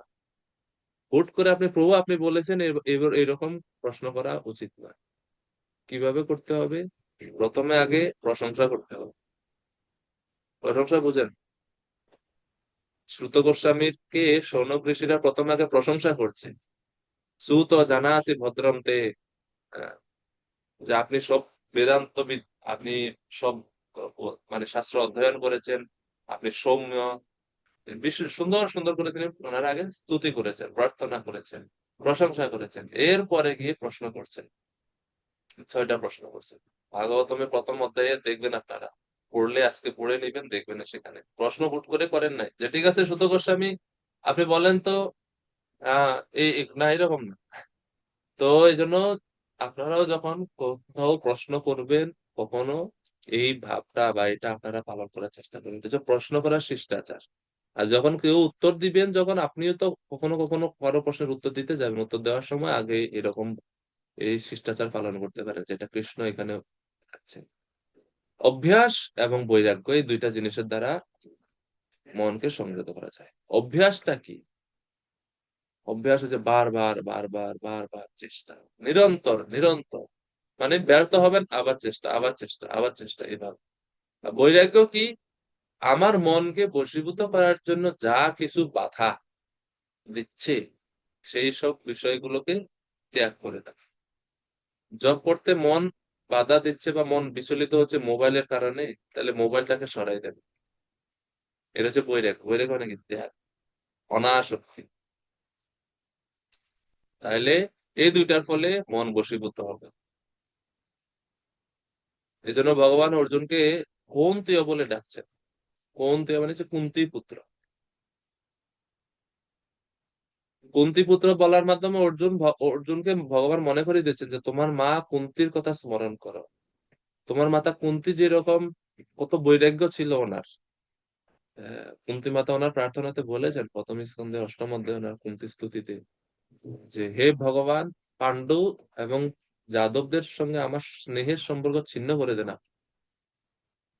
বৈরাগ্য ওনার ছিল। তো অর্জুনকে ভগবান বলছেন তুমি তোমার মায়ের মতো বৈরাগ্য পালন করো, তাহলে মনকে বশীভূত হতে পারবে। তো প্রভুপাদ বলছেন, এই যুগে অভ্যাস কি? কলিযুগে তীর্থবাস, পরমাত্মার ধ্যান, মন ও ইন্দ্রিয়গুলো নিগ্রহ, ব্রহ্মচর্য, নির্জন বাস আদি কঠোর বিধিবিধান পালন করা সম্ভব নয়। কিন্তু কৃষ্ণ ভাবনামৃত অনুশীলনে বলে নববিধা ভক্তি সাধন করা যায়। ভক্তির প্রথম ও প্রধান অঙ্গ হচ্ছে কৃষ্ণ কথা শ্রবণ, এবং এটাই হচ্ছে অভ্যাস। এই কথা শ্রবণ করতে হবে, ভক্তদের সঙ্গে থাকতে হবে, ভগবানের কথা কীর্তন করতে হবে, ভগবানের সেবা করতে হবে। এর ফলে ধীরে ধীরে সবকিছু শান্ত হবে। শৃণ্যতাম কথা কৃষ্ণ পুণ্য শ্রবণ কীর্তন হৃদয় অন্তস্থ হি অভদ্রাণি বিধুনতি সুরিৎসতা। ভগবানের কথা যখন আমরা শ্রবণ করি, এর ফলে হৃদয়ের অভ্যন্তরে যে অভদ্র গুলো আছে, কলুষতা আছে, সেগুলা দূর হয়ে যায়। মন তখন শান্ত হয়, তখন সংযত হয়। অভদ্র মানে হচ্ছে অনর্থ সমূহ। এরপরে প্রভুপাদ ব্যাখ্যা করছেন শেষ দিকে, মনকে সমস্ত ভ্রান্তি অনর্থ থেকে শুদ্ধ করার জন্য এটি অর্থাৎ কৃষ্ণ কথা শ্রবণ হচ্ছে অত্যন্ত শক্তিশালী পন্থা। বৈরাগ্য কথা বলছেন। বৈরাগ্য কি? বৈরাগ্য মানে হচ্ছে বিষয়ের প্রতি অনাসক্তি এবং ভগবান শ্রীকৃষ্ণের প্রতি আসক্তি। তো কেউ যদি সব বিষয়ের প্রতি অনাসক্তি খুব বেশি, কিন্তু ভগবত ভক্তিমূলক কার্যে আসক্তি নাই, এর মানে বুঝতে হবে বৈরাগ্যটা ঠিক নাই ওনার। এটা ওনার জ্ঞান ও বৈরাগ্য বা জ্ঞানীদের মতো বৈরাগ্য উনি অবলম্বন করছেন, ভক্তিমূলক বৈরাগ্য না সেটা। ভক্তিমূলক বৈরাগ্য হচ্ছে কৃষ্ণের প্রতি আসক্তি হবে, সাথে সাথে জড়জগতের প্রতি বিরক্তি। ভক্তি পরে ভবর বিরক্তি অন্যত্র চৈক এসত্রিক কাল, এরকম একাদশ স্কন্ধে 2য় অধ্যায় 42 নম্বর শ্লোকে বলা হচ্ছে যে ক্ষুধার্ত ব্যক্তির প্রতি গ্রাসে গ্রাসে ক্ষুধা নিবৃত্তি হয়, তৃপ্ত হয় এবং ক্লান্তি দূর হয়, শান্তি লাভ করে। তেমনি ভক্তির প্রভাবে মন বিষয় থেকে মুক্ত হয়, অপ্রাকৃত তৃপ্তি অনুভব করে। আর প্রভাত শেষে বলছে এই পদ্ধতি, এই মনকে সংযত করার এই যে পদ্ধতি, অনেকটা সুদক্ষ চিকিৎসা এবং উপযুক্ত আহারের দ্বারা রোগ নিরাময় করার মতো। চিকিৎসাও করতে হবে, আর উপযুক্ত আহার বা পথ্যও দিতে হবে। তো ভগবান শ্রীকৃষ্ণের চিন্ময় কথা, কৃষ্ণ কথা শ্রবণ হচ্ছে মনকে সংযত করার চিকিৎসা। আর পথ্য কি? পথ্য হচ্ছে ভগবানের প্রসাদ গ্রহণ করা, তাইলে মন শান্ত হবে। ভক্তি পরেশানুভব বিরক্তি অন্যত্র চেষ ত্রিক এক কাল প্রপদ্য মানস যথাশ্নতা স্যু তুষ্টি পুষ্টি ক্ষুদপায় অনুঘাসম। ভাগবতে বলা আছে 36 নম্বর শ্লোক। সংযম অভ্যাস করলে অবশ্যই সিদ্ধি লাভ সম্ভব। অসংযত ব্যক্তির পক্ষে আত্মোপলব্ধি করা সম্ভব না। এই জন্য অর্জুনকে ভগবান বলছেন তুমি সংযম অভ্যাস করো। অভ্যাসের কথা আবার জোর দিয়ে বলছেন। গোপবন্ধু প্রভু 36 নম্বর শ্লোকের অনুবাদ করুন কৃপা করে।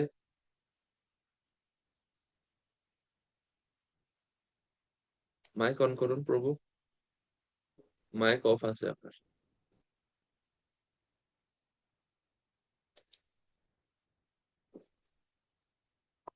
হ্যাঁ প্রভু, ঠিক আছে। হরে কৃষ্ণ। অসংযত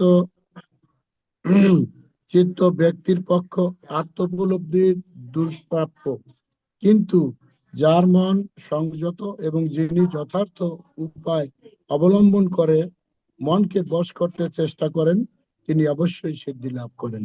সেটি আমার অভিমত। কে সিদ্ধি লাভ করেন? যিনি যথার্থ উপায় অবলম্বন করে মনকে বশ করার চেষ্টা করেন। এর মানে মন যাবে অন্যদিকে, বারবার তাকে ফিরিয়ে আনতে হবে। আর অসংযত আত্মনা যোগ দুষ্প্রাপ্য। অসংযত চিত্ত ব্যক্তির পক্ষে আত্ম উপলব্ধি দুষ্প্রাপ্য। ভক্তিতেও সেম, যার শ্রদ্ধাটা স্থির না, কোমল শ্রদ্ধা, তার জন্য ভক্তিতে উন্নতি লাভ করা খুবই কঠিন, খুবই কঠিন। প্রবাদ একটা উপমা ব্যবহার করছেন তাৎপর্যে, মনকে সুখভোগে নিয়োজিত রেখে যোগ অনুশীলন করাটা জল ঢেলে আগুন নিবানোর, আগুন জ্বালাবার চেষ্টার সামিল। জল ঢেলে দিয়ে আগুন জ্বালাতে পারবো? তো একই রকম ভাবে যারা মানে সুখ ভোগ করতে চায় আবার যোগ অনুশীলনও করতে চায়, দুইটাই এরকম একসাথে হয় না।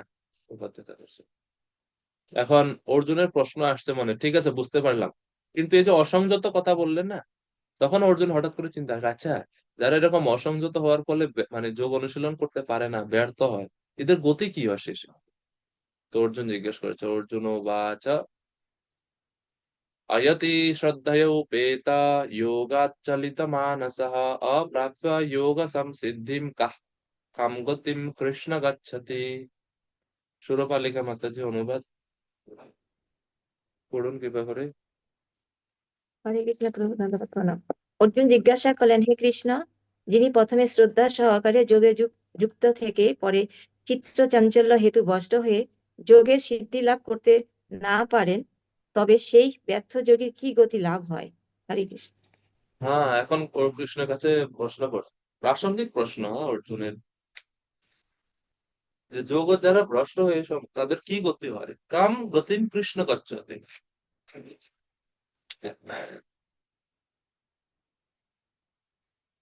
এখন পরের শ্লোকে ভগবান উত্তর দিচ্ছেন, কি উত্তর?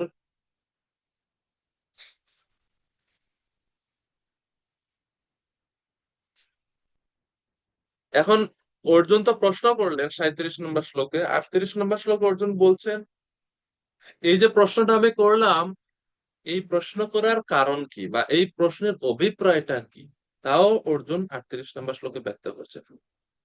হে মহাবাহ কৃষ্ণ, কর্ম ও যোগ হতে ভ্রষ্ট ব্যক্তি ব্রহ্মলাভের পথ থেকে বিমূঢ় হয়ে যে আশ্রয়হীন হয়ে পড়ে, সে কি ছিন্ন মেঘের মতো একেবারে নষ্ট হয়ে যাবে? ছিন্ন মেঘের মতো, ছিন্ন মেঘের দৃষ্টান্ত দিচ্ছে। আকাশে অনেক সময় এক টুকরা মেঘ ছিন্ন হয়ে হারিয়ে যায়, মানে মেঘ তো স্বাভাবিকভাবে একসাথে থাকে অনেকগুলো, মানে একসাথে, যখন বায়ু প্রভাবে কোনো এক টুকরা মেঘ আলাদা হয়ে যায় ওই দল থেকে, তখন বাতাসের প্রভাবে ধীরে ধীরে ধীরে ধীরে ওইটা মানে বিলীন হয়ে যায়, হারিয়ে যায়। তো অর্জুনেরও প্রশ্ন এরকম ভাবে, তাদেরও কি বিলীন হয়ে যাবে, মানে তারা কি একবারে অধপতিত হয়ে যাবে, শেষ হয়ে যাবে, আশ্রয় হারিয়ে যাবে, ফেলবে তারা, এরকম হবে কি? বায়ু তাড়িত মেঘের উপমা দিয়ে অর্জুন শ্রীকৃষ্ণের কাছে এটা জানতে চাচ্ছে, যে তারা কি একবারে হারিয়ে যাবে, মিলিয়ে যাবে, তাদের কি গতি হবে? ব্রহ্মণ পথি, তারা কি ব্রহ্মপথ থেকে ব্রহ্মপ্রাপ্তি থেকে হারিয়ে যাবে? এটা উদাহরণ দেওয়া হচ্ছে। তো কৃষ্ণের প্রতি অর্জুনের বিশ্বাস স্থাপন করে বলছেন যে, হে প্রভু, হে ভগবান শ্রীকৃষ্ণ, আমার বিশ্বাস যে আপনি আমার এই সন্দেহ দূর করতে পারবেন, আপনি সর্বজ্ঞ, আপনি জানেন। আমার এই প্রশ্নের উত্তর কৃপা করে বলুন। হে তৎমে সংশয়ম কৃষ্ণ ছেত্তুম অর্হসি অশেষত, তৎ অন্য সংশয়স্য তস্য ছেত্ত্বা নাহি উপপদ্যতে। হে কৃষ্ণ, তুমি কেবল আমার এই সংশয় দূর করতে সমর্থ, কারণ তুমি ছাড়া আর কেউই আমার এই সংশয় দূর করতে পারবে না। তো আমি বিশ্বাস করি, বিশ্বাস স্থাপন করছেন, আপনি একমাত্র আমার প্রশ্ন দূর করতে পারবেন। অর্জুনের মধ্যে এই যে বিশ্বাস আসলে, তো বিশ্বাস স্থাপন করে অর্জুন এভাবে জানালেন। আমরা ভাগবতমে দেখতে পাই, ভাগবতমে সুখদেব গোস্বামীকে যখন পরীক্ষিত মহারাজ প্রশ্ন করেন, সুত গোস্বামীকে যখন শৌনক ঋষিরা প্রশ্ন করেন, মৈত্র ঋষিকে যখন বিদুর প্রশ্ন করেন, ব্রহ্মাজিকে যখন নারদ মুনি প্রশ্ন করেন, সব প্রশ্ন উত্তরে বক যিনি প্রশ্নকর্তা তিনি শ্রোতার উপরে বিশ্বাস যে আছে তা ওনারা প্রকাশ করেছেন। ভাগবতম এটা সব জায়গাতে দেখতে পাওয়া যায়। তো অর্জুনও বলছেন, আমি বিশ্বাস করি আপনি এটা উত্তর দিতে পারবেন, আপনি একমাত্র উত্তরদাতা। এখন প্রশ্ন হচ্ছে, কেন কেউ, কৃষ্ণ ছাড়া কেউ কেন সন্দেহ দূর করতে পারবে না? কারণ একমাত্র কৃষ্ণই অতীত বর্তমান ভবিষ্যৎ জানে, আর অন্য কেউ সেটা জানে না। পরম পুরুষ ভগবানের চেয়ে শ্রেষ্ঠ জ্ঞানী আর কেউ নাই। সেজন্য কৃষ্ণের বাণীটাই বা কৃষ্ণের সিদ্ধান্ত যে চূড়ান্ত এবং সর্বোৎকৃষ্ট। ঠিক আছে, তো এখন ভগবান শ্রীকৃষ্ণ উত্তর দিচ্ছেন, শ্রী ভগবান উবাচ, যোগ সাধনায় পূর্ণতা লাভ না করলেও যোগীর অমঙ্গল হয় না, তা ভগবান 40 থেকে 45 নম্বর শ্লোকে এখন বর্ণনা করে বলছেন। শ্রী ভগবান উবাচ, পার্থ নৈবেহ নামুত্র বিনাশ তস্য বিদ্যতে, নাহি কল্যাণ কৃৎ কশ্চিৎ দুর্গতিম তাত গচ্ছতি। পরমেশ্বর ভগবান বলছেন, হে পার্থ, হে অর্জুন, শুভ অনুষ্ঠানকারী পরমার্থবিদের ইহলোকে ও পরলোকে কোনো দুর্গতি হয় না, কোনো দুর্গতি হয় না। নৈব ইহ না অমুত্র, ইহলোকে পরলোকে, এই জগতে এবং পরজগতে বিনাশ তস্য, তার বিনাশ হয় না। হে বৎস, কেন বিনাশ হয় না? কারণ তার কারণ কল্যাণকারীর কখনো অধোগতি হয় না। কল্যাণকারী যারা, মানে যারা এই যোগ অনুশীলন করছে, তাদের কখনো অধোগতি হয় না, অধোগতি হয় না, ভগবান বলছেন।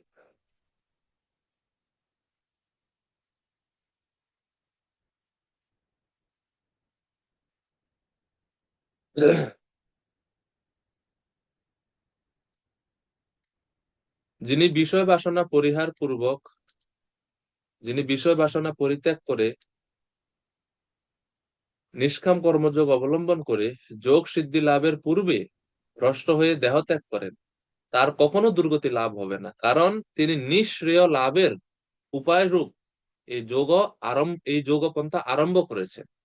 এই জন্য উনি কখনো পতিত বা ওনার কখনো অধোগতি হবে না। এবং ভগবান শ্রীকৃষ্ণ অলরেডি গীতার পূর্বেতেই প্রতিজ্ঞা করেছেন বা কথা দিয়েছেন অর্জুনকে, নেহা বিক্রম নাশস্তি প্রত্যবায় ন বিদ্যতে স্বল্পমপি যস্য ধর্মস্য ত্রায়তে মহত ভয়াৎ। স্বল্প অনুষ্ঠাতাকে মহা ভয় থেকে উদ্ধার করবে। তাহলে উনি তো অলরেডি শুরু করেছেন যোগ সিদ্ধি। তো এই জন্য উনি যদি অপূর্ণ অবস্থায় তিনি যদি মারাও যায়, তাও তার কোনো ক্ষতি হবে না, ভগবান এটা বলছেন। ভাগবতমে আমরা একই রকম শ্লোক দেখতে পাই। দেবর্ষি নারদের নিকট ব্যাসদেব বললেন, স্বধর্ম পরিত্যাগ পূর্বক হরিভজন করতে গিয়ে যদি পতন হয়, তাহলে হরিভজনও হইল না আর স্বধর্ম পালনও হইল না, তখন কি হবে? তো তখন নারদ মুনি বলছেন ব্যাসদেবকে, त्यक्त्वा स्वधर्मं चरणाम्बुजं हरेर् भजन पक्काथ पतेत् ततो यदि यत्र क्व वा भद्रमभूदमुष्य किम् को वार्त अप्त भजतां सधर्मतः तस्यैव हेतो प्रयतेत कोविदो न लभ्यते यद्भ्रमतामुपरि यथा कल्लभ्यते दुःखवतन्यतः सुखम् কালেন সর্বত্র গভীর রমহসা। নারদ এবং ব্যাসদেবের কথোপকথন প্রথম স্কন্ধের পঞ্চম অধ্যায়ে এই দুইটি শ্লোক আছে। সেখানে 17 নম্বর শ্লোকটা বিশেষ প্রসিদ্ধ এবং খুবই গুরুত্বপূর্ণ শ্লোক, যেটাতে বলে যে ভক্তদের কোনো পতন নাই। ত্যক্ত্বা, যিনি ত্যাগ করেছেন স্বধর্ম বর্ণাশ্রম ধর্ম ত্যাগ করে কি করছেন, চরণাম্বুজম হরের ভজন, ভগবান শ্রীহরির চরণ কমল ভজনা করছেন। তিনি যদি অপক্ক অথবা পতেত, মানে পক্কতা মানে পাকেনি, অর্থাৎ সফলতা লাভ করেনি, আহ, অপক্ক এখনো পূর্ণতা পায়নি, তিনি যদি পতেত পড়ে যায়, অধপতিত হয়, তাহলে কি হবে? বলছে কোনো ক্ষতি নেই, কোনো ক্ষতি নেই, কারণ তিনি তো শুরু করেছেন, পন্থা শুরু করে দিচ্ছেন। এই জন্য ভগবান এই গীতার এই শ্লোকে বলছে, নহি কল্যাণ কৃত কশ্চিৎ দুর্গতিম তাত গচ্ছতি। কল্যাণ পন্থা যারা শুরু করেছেন তারা কোনো দুর্গতি হতেই পারে না। তো শিল প্রভুপাদ তাৎপর্যের এই শ্লোকটা উদ্ধৃতি করেছেন তাৎপর্যে এবং বলেছেন ভক্তের কোনো সময় অধঃপতন নাই। প্রভুপাদ পরে বলছেন যে এক জীবনে পারমার্থ সাধনে সিদ্ধি লাভ না করতে পারলেও তাদের দুশ্চিন্তা করার কোনো কারণ নাই। এমনকি যদিও স্বধর্ম যথাযথভাবে অনুষ্ঠান না করার জন্য তিনি তার প্রতিক্রিয়ার অধীন হলেও তার ক্ষতির কোনো কারণ নাই, কারণ শুভ কৃষ্ণ ভাবনামৃত কখনো বিফলে যায় না। এবং পরবর্তী জীবনে কেউ যদি অত্যন্ত নীচ বংশে জন্মগ্রহণ করেন, তাহলেও তিনি ভগবত ভক্তি মার্গ থেকে বিচ্যুত হন না। পক্ষান্তরে কেউ যদি একান্ত নিষ্ঠার সঙ্গে স্বধর্মের আচরণ অনুষ্ঠান করে, কিন্তু অন্তরে যদি ভগবত ভক্তি না থাকে, তাহলে তার কোনোই কল্যাণ হয় না।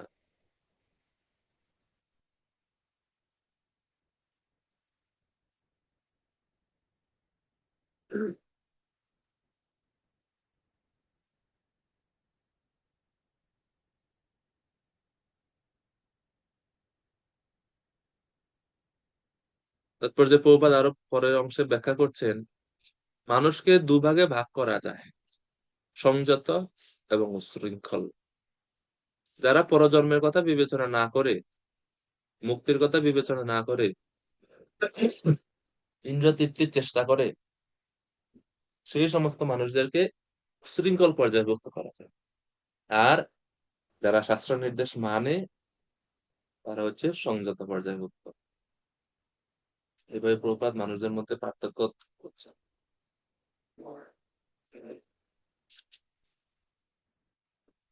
এরপরে প্রভুপাদ আরেকটা বিভাজন দিচ্ছেন কর্মী, মুক্তিকামী ভগবত ভক্তদের। যারা মঙ্গলজনক মানে সংযত, ওই যে সংযতের উচ্ছৃঙ্খল এবং সংযতের কথা বললেন, তো এই যে সংযত মানুষ আবার তিন ধরনের: কর্মী, মুক্তিকামী এবং ভক্ত। তার মধ্যে প্রবাদ আবার দিয়েছেন যে কর্মীরা আবার দুই প্রকার: সকাম, নিষ্কাম। আর ভক্ত হচ্ছে সবচেয়ে শ্রেষ্ঠ। ভগবত ভক্তি, ভক্ত হচ্ছে সবচেয়ে পূর্ণতা স্তরে তিনি লাভ করেন, এবং এই জন্য ভক্তের অধঃপতনের কোনো সম্ভাবনা নাই। তো তাইলে এখন কি গতি হবে? অধঃপতন হবে না, ওনার অকল্যাণ হবে না, তা কি হবে? 41 নম্বর শ্লোকে ভগবান বলছেন, প্রাপ্য পুণ্যকৃতাম লোকান উষিত্বা শাশ্বতী সমহ শুচিনাম শ্রীমতাম গেহে যোগ ভ্রষ্ট বিজায়তে। যোগভ্রষ্ট ব্যক্তি পুণ্যবানদের প্রাপ্য স্বর্গাদি লোকসমূহে বহুকাল বাস করে সদাচারী ব্রাহ্মণের গৃহে অথবা শ্রীমান ধনী বণিকের গৃহে জন্মগ্রহণ করেন। এই হচ্ছে গতি। তাদের গতি, যারা অল্পকাল অভ্যাস করে ভ্রষ্ট হয়েছেন তাদের গতি, মানে অল্প একটু ভক্তি অনুশীলন করে ভ্রষ্ট হয়েছেন, তাদের হচ্ছে এটা যে তারা প্রথমে তারা স্বর্গে যাবে, গিয়ে সেখানে সুখ ভোগ করবে দীর্ঘকাল, বহুকাল। তারপরে তারা এই পৃথিবীতে আসবে, এসে কোথায় জন্মগ্রহণ করবে? ব্রাহ্মণ গৃহে অথবা ধনী বণিকের গৃহে। ঠিক আছে। তো প্রভুপাদ তাৎপর্যে বলেছেন, যোগভ্রষ্ট যোগী দুই প্রকারের। এক শ্রেণী হচ্ছে যারা অল্প সাধনের পর পতিত হয়েছেন, আর অপর শ্রেণী হচ্ছে যারা দীর্ঘকাল যোগাভ্যাস করার পর ভ্রষ্ট হয়েছে। তো এই শ্লোকে অল্পকাল যোগ অনুশীলনের পরে পতিত যিনি হয়েছেন তার কথা বললেন।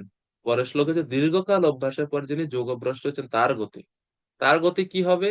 অথবা যোগিনামেব কুলে ভবতি ধীমতাম এতদ্ধি দুর্লভতরম লোকে জন্ম যদিদৃশাম।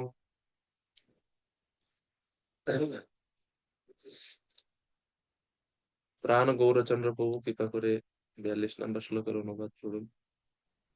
হরে কৃষ্ণ, ধন্যবাদ প্রণত উচ্চারণে। ধন্যবাদ প্রভু।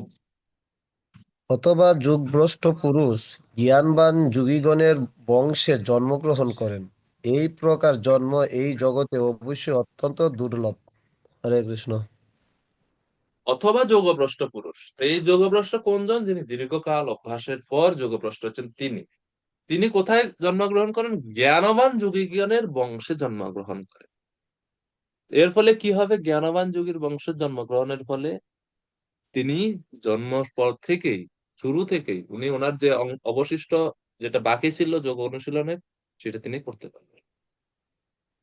আচার্য, জ্ঞানবান যোগী বলতে কেউ কেউ ব্যাখ্যা করছেন আচার্য বা গোস্বামী গৃহে তিনি জন্মগ্রহণ করবেন, এইরকম। এটা দুর্লভ কেন?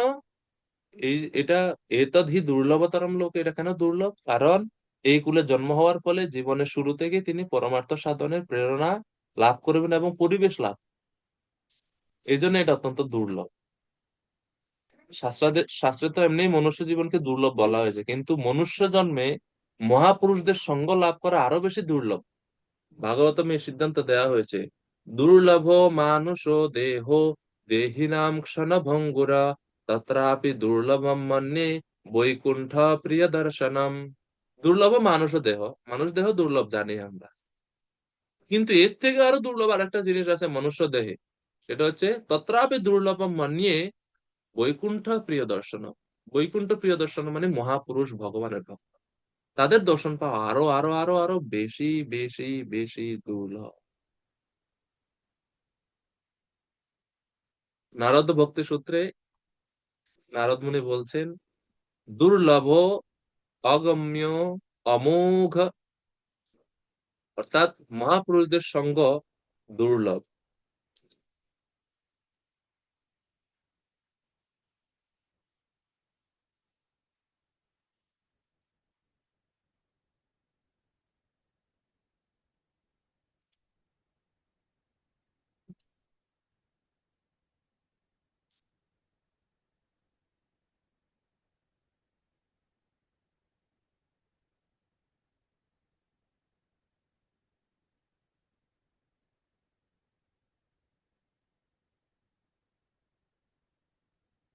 তো যাই হোক, মহাপুরুষদের সঙ্গ দুর্লভ, অগম্য এবং অমোঘ। কারণ দুর্লভ কেন? মহাপুরুষদের সহজে পাওয়া যায় না বা চেনা যায় না। পাশের সামনে থাকলেও চিনতে পারবে না যে নিজে কোন স্তরের মহাপুরুষ, চেনা যায় না। আর অমোঘ মানে ওনাদের দর্শন হলে এই ফল কখনো ব্যর্থ হয় না। আর মহাপুরুষদের সঙ্গটা দুর্লভ এই কারণে যে ভগবানের কৃপাতেই মহাপুরুষদের সঙ্গ লাভ করা যায়, মহাপুরুষকে চেনা যায়। না হলে মহাপুরুষকে চেনাটাও বহুত কঠিন, দেবতারাও পারে না। মহান্তের যে কি বলে একটা শ্লোক আছে না, বিজ্ঞে না বুঝায়,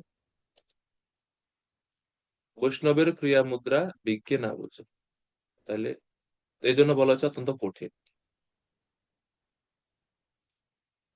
তারপরে এই উচ্চ কুলে এই যে জ্ঞানবান যোগীগণের গৃহে জন্মগ্রহণ করার পরে সেই যোগী, সেই অধপতিত যোগী কি করেন?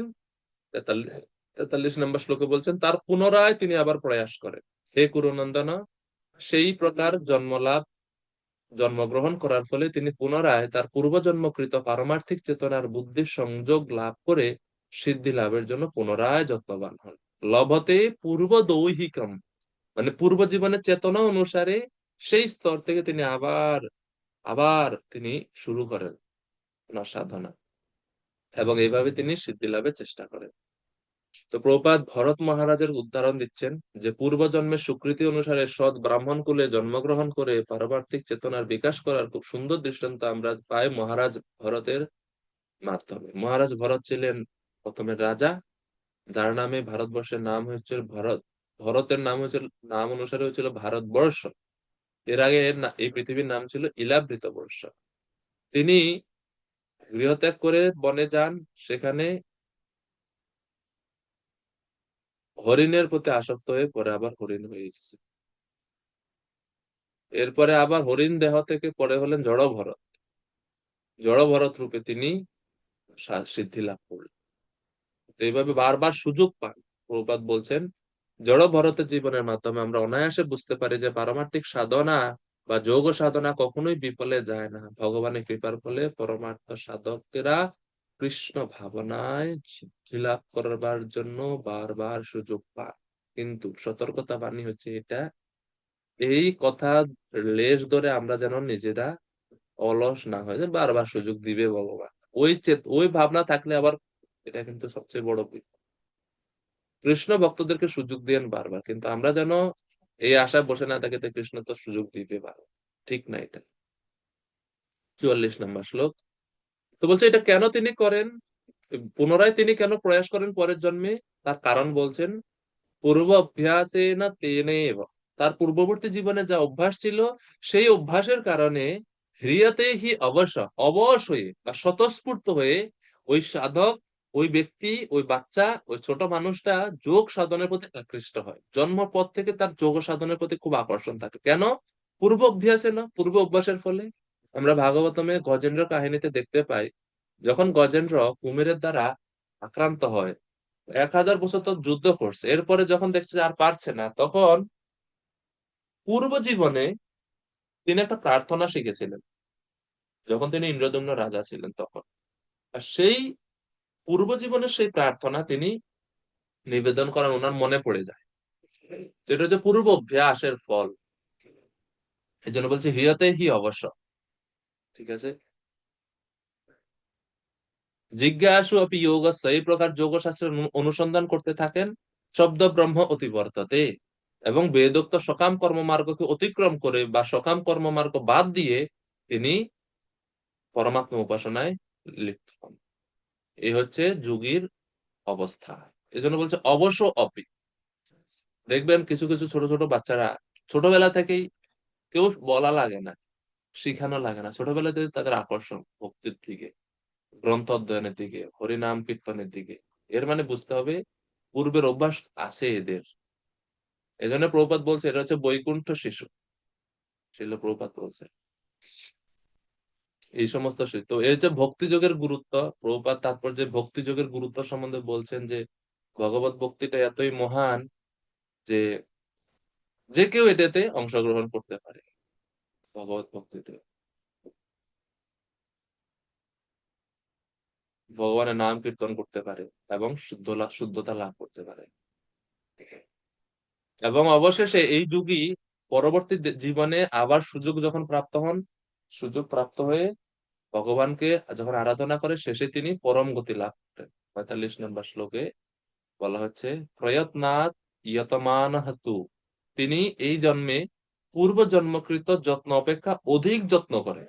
পূর্ব জীবনে যতটুকু যত্ন করছে তার থেকে অধিক করে। যেরকম জড় ভরত, রাজা ভরত রূপে যতটুকু উনি মানে ঐকান্তিক ছিলেন, হরিণ দেহে তিনি আরো বেশি ঐকান্তিক হন, এবং জড় ভরত রূপে যখন জন্মগ্রহণ করেন তখন আরো বেশি ঐকান্তিক হন তিনি। এর মাধ্যমে কি হয়, এই ঐকান্তিকতা যখন বাড়ে, যত্ন যখন অধিকতর হয়, তখন কি হয়, যোগী সংশুদ্ধ কিলবিষহ, সর্বপ্রকার পাপ থেকে তিনি বিশুদ্ধ হয়ে যান, এবং তারপর কি হয়, অনেক জন্ম সংসিদ্ধ, অনেক অনেক জন্ম পর তিনি সিদ্ধি লাভ করেন, তত ইয়াতি পরম গতিম, এবং পরম গতি লাভ করে, পরম গতি লাভ করে। এই হচ্ছে যোগীদের পরম গতি। তো শিল প্রভুপাদ বলছেন, ধর্মপরায়ণ, সম্ভ্রান্ত ও পবিত্র পরিবারে জন্মগ্রহণ করার ফলে মানুষ পরমার্থ সাধন করার তাৎপর্য উপলব্ধি করতে পারে। এজন্য বুঝতে হবে, যারা ধনী পরিবারে বা ব্রাহ্মণ পরিবারে বা বৈষ্ণবদের গৃহে জন্মগ্রহণ করছে, এনারা পূর্ব জীবনে যোগ সাধকেরা সব। এজন্য ওনাদের কর্তব্য আসলে এই জীবনে তাদের আরো বেশি করে ভক্তিতে যুক্ত হওয়া। কিন্তু ধনী পরিবারে জন্মগ্রহণ করে অনেক সময় তারা ধনের দ্বারা প্রবাহিত, মোহিত হয়ে ভক্তি ছেড়ে যায় বা যোগ অনুশীলন ছেড়ে দেয়। এটা হচ্ছে বিপদ। এখন সর্বশেষে ভগবান তার নিজের কথা বলছেন, নিজের মত দিচ্ছেন অর্জুনকে, যে ভক্তি যোগী হচ্ছে সর্বোত্তম যোগী।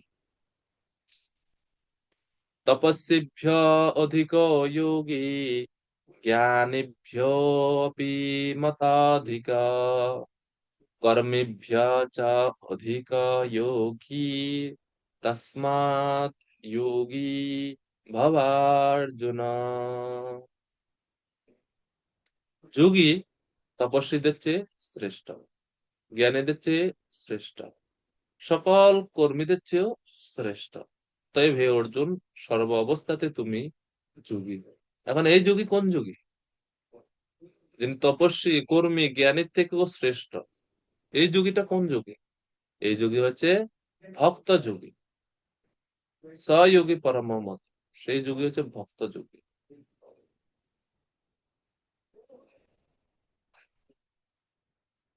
এই যোগ, এখানে যোগী বলতে ভক্ত যোগীকে ভগবান বুঝিয়েছেন। যোগের অর্থ এবং যোগের বিভিন্ন স্তর এবং কোনটি শ্রেষ্ঠ, তাই 46 এবং 47 নম্বর শ্লোকে বর্ণনা করা হচ্ছে। তো এর মধ্যে ভক্ত যোগীকে ভগবান শ্রেষ্ঠ বলেছেন, কারণ তারা সম্পূর্ণরূপে ভগবানের সেবায় পূর্ণতার রূপে পূর্ণভাবে যুক্ত। 47 নম্বর শ্লোক, যোগিনামপি সর্বেষাং মদ্গতেনান্তরাত্মনা শ্রদ্ধাবান ভজতে ইয়ো মাম স মে যুক্ততমো মতঃ। যিনি শ্রদ্ধা সহকারে মতগত চিত্তে আমার ভজনা করেন, তিনি সবচেয়ে অন্তরঙ্গ ভাবে আমার সঙ্গে যুক্ত, এবং তিনি সমস্ত যোগীদের মধ্যে শ্রেষ্ঠ। সেটাই আমার অভিমত। অন্তরঙ্গ ভাবে সে ভক্ত ভগবানের সঙ্গে যুক্ত। এই হচ্ছে ভক্তের বর্ণনা, ভক্তি যোগের মহত্ব। শ্রীল প্রভুপাদ তাৎপর্য বলছেন, এখানে ভজতে শব্দটি খুবই তাৎপর্য। ভজ ধাতু, এই শব্দটির ভজ ধাতু থেকে এই ভজতে শব্দের উৎপত্তি হয়েছে। সেবা অর্থে এই শব্দটি ব্যবহার হয়ে থাকে। পূজা করা এবং ভজনা করা, এই দুটি শব্দের অর্থ এক নয়। পূজা করার অর্থ হচ্ছে পূজ্য ব্যক্তিকে অভিবাদন করা, কিন্তু ভজনা করার অর্থ হচ্ছে প্রেম ও ভক্তি সহকারে সেবা করা, যা কেবল ভগবানের ক্ষেত্রেই প্রযোজ্য। এই জন্য যখন ভগবান বলছেন ভজতে, এই ভজতেটা কর্মীদের দ্বারা হবে না, জ্ঞানীদের দ্বারাও হবে না, অষ্টাঙ্গ যোগীদের দ্বারাও সম্ভব না। এটা শুধুমাত্র ভক্তদের দ্বারা সম্ভব। এটা, এই ভজনা বা ভক্তি শুধুমাত্র ভগবানের সঙ্গেই ব্যবহার করা যাবে। এই জন্য আমরা বলি না যে অমুক দেবতার ভক্ত, না, অমুক দেবতার উপাসক বলতে পারি, অমুক দেবতার ভক্ত বলা যাবে না। ভক্ত কৃষ্ণেরই হবে খালি। কারণ ভক্তিতে নিঃস্বার্থতা আছে, ভক্তিতে ভালোবাসা আছে, যেটা ভগবানের সাথেই হয়। এই হচ্ছে পূজা এবং সেবার মধ্যে পার্থক্য। একাদশ স্কন্ধে পঞ্চম অধ্যায়ে 3 নম্বর শ্লোকে বলা হচ্ছে, যা এষাম পুরুষম সাক্ষাৎ আত্মপ্রভবম ঈশ্বরম ন ভজন্তি অবজানন্তি স্থানাদ ভ্রষ্টা পতন্তি অথ। পরমেশ্বর ভগবানের ভজনা না করে যে তার কর্তব্যে অবহেলা করে সে অবধারিত ভাবে ভ্রষ্ট হয়ে অধপতিত হয়। এই শ্লোকে ভজন্তি কথাটার ব্যবহার আছে, ন ভজন্তি সেখানে। এরপরের পরের সেকশনে ছিল পরের তাৎপর্যের পরের ভাগে প্রভুপাদ বলছেন, সব রকম যোগ সাধনার পরম বা চরম পরিণতি হচ্ছে ভক্তি যোগ। কিভাবে তা প্রভুপাদ ব্যাখ্যা করছেন। শ্রীমদ্ ভাগবতমে খুব সুন্দর একটা উপমা ব্যবহার করা হয়েছে, যে সমস্ত নদী যেরকম প্রবাহিত হতে হতে হতে হতে পূর্ণতা প্রায় পায় যখন সমুদ্রের সঙ্গে মিলিত হয়, তদ্রূপ সমস্ত যোগ ও পন্থা হচ্ছে এরকম আলাদা আলাদা নদীর মতো, আর ভক্তি হচ্ছে তাদের লক্ষ্য। তো এই জন্য ভক্তি যোগ হচ্ছে সর্বশ্রেষ্ঠ, এরকম ভাবে প্রভুপাদ ব্যাখ্যা করছে। আর এই ভক্তি যোগ অনুশীলনে আমাদের যুক্ত থাকা উচিত। এরপরে তাৎপর্য শেষ অংশে ছিল প্রভুপাদ ব্যাখ্যা করছেন, অনেক সৌভাগ্যের ফলে মানুষ কৃষ্ণ ভাবনামৃত লাভ করে। এটা অনেক সৌভাগ্যের ফল। ভগবান শ্রীকৃষ্ণের শ্যাম সুন্দর রূপ দর্শন করা, হ্যাঁ, ভগবানের আরাধনা করা, এটা অনেক সৌভাগ্যের ফল। ভগবান শ্রীকৃষ্ণ নিজে স্বরূপে প্রকাশ করেন নিজেকে, ভক্তরা সেই ভগবানের যে আদি স্বরূপ মূল স্বরূপ সেই স্বরূপে ভগবানের সেবা করে, ভগবানের সঙ্গে তাদের সম্পর্ক, হ্যাঁ, আদর্শ পতি রূপে, আদর্শ সখা, আদর্শ প্রভু, আদর্শ এই যে দাস্য সাক্ষর সখ্য বাৎসল্য মাধুর এই রসে তারা ভগবানের সেবা করতে পারে। তো এই জন্য ভক্তরা হচ্ছে সর্বশ্রেষ্ঠ। এই যে প্রভুপাদ বলছেন, যোগের সর্বোচ্চ সিদ্ধি এই স্তর লাভ হয় ভক্তি যোগের মাধ্যমে, যা বৈদিক শাস্ত্রে প্রতিপন্ন করা হয়েছে। ভক্তির অস্য ভজনম তদ ইহম অমূত্র উপাধি উপাধির নৈর অস্যন অস্যেনাম অমুস্মিন মনঃ কল্পনম এতদেব নৈষ্কর্মম। ভক্তি মানে হচ্ছে লৌকিক অথবা পরলৌকিক সব রকম বিষয় বাসনা রহিত ভগবত সেবা। বিষয় বাসনা থেকে মুক্ত হয়ে মনকে সম্পূর্ণরূপে ভগবানের সেবায় পূর্ণরূপে তন্ময় করা, সেটাই হচ্ছে নৈষ্কর্মের উদ্দেশ্য। গোপাল তপন উপনিষদে বর্ণনা করা হচ্ছে। তো এগুলি হচ্ছে যোগ পদ্ধতির সর্বোচ্চ সিদ্ধির স্তর, ভক্তি যোগ বা কৃষ্ণ ভাবনা অনুশীলনের কয়েকটি উপায়। ইতি ধ্যান যোগ নামক শ্রীমদ্ ভগবদ গীতার 6ষ্ঠ অধ্যায়ের ভক্তি বেদান্ত তাৎপর্য সমাপ্ত। হরে কৃষ্ণ, হরে কৃষ্ণ, হরে কৃষ্ণ।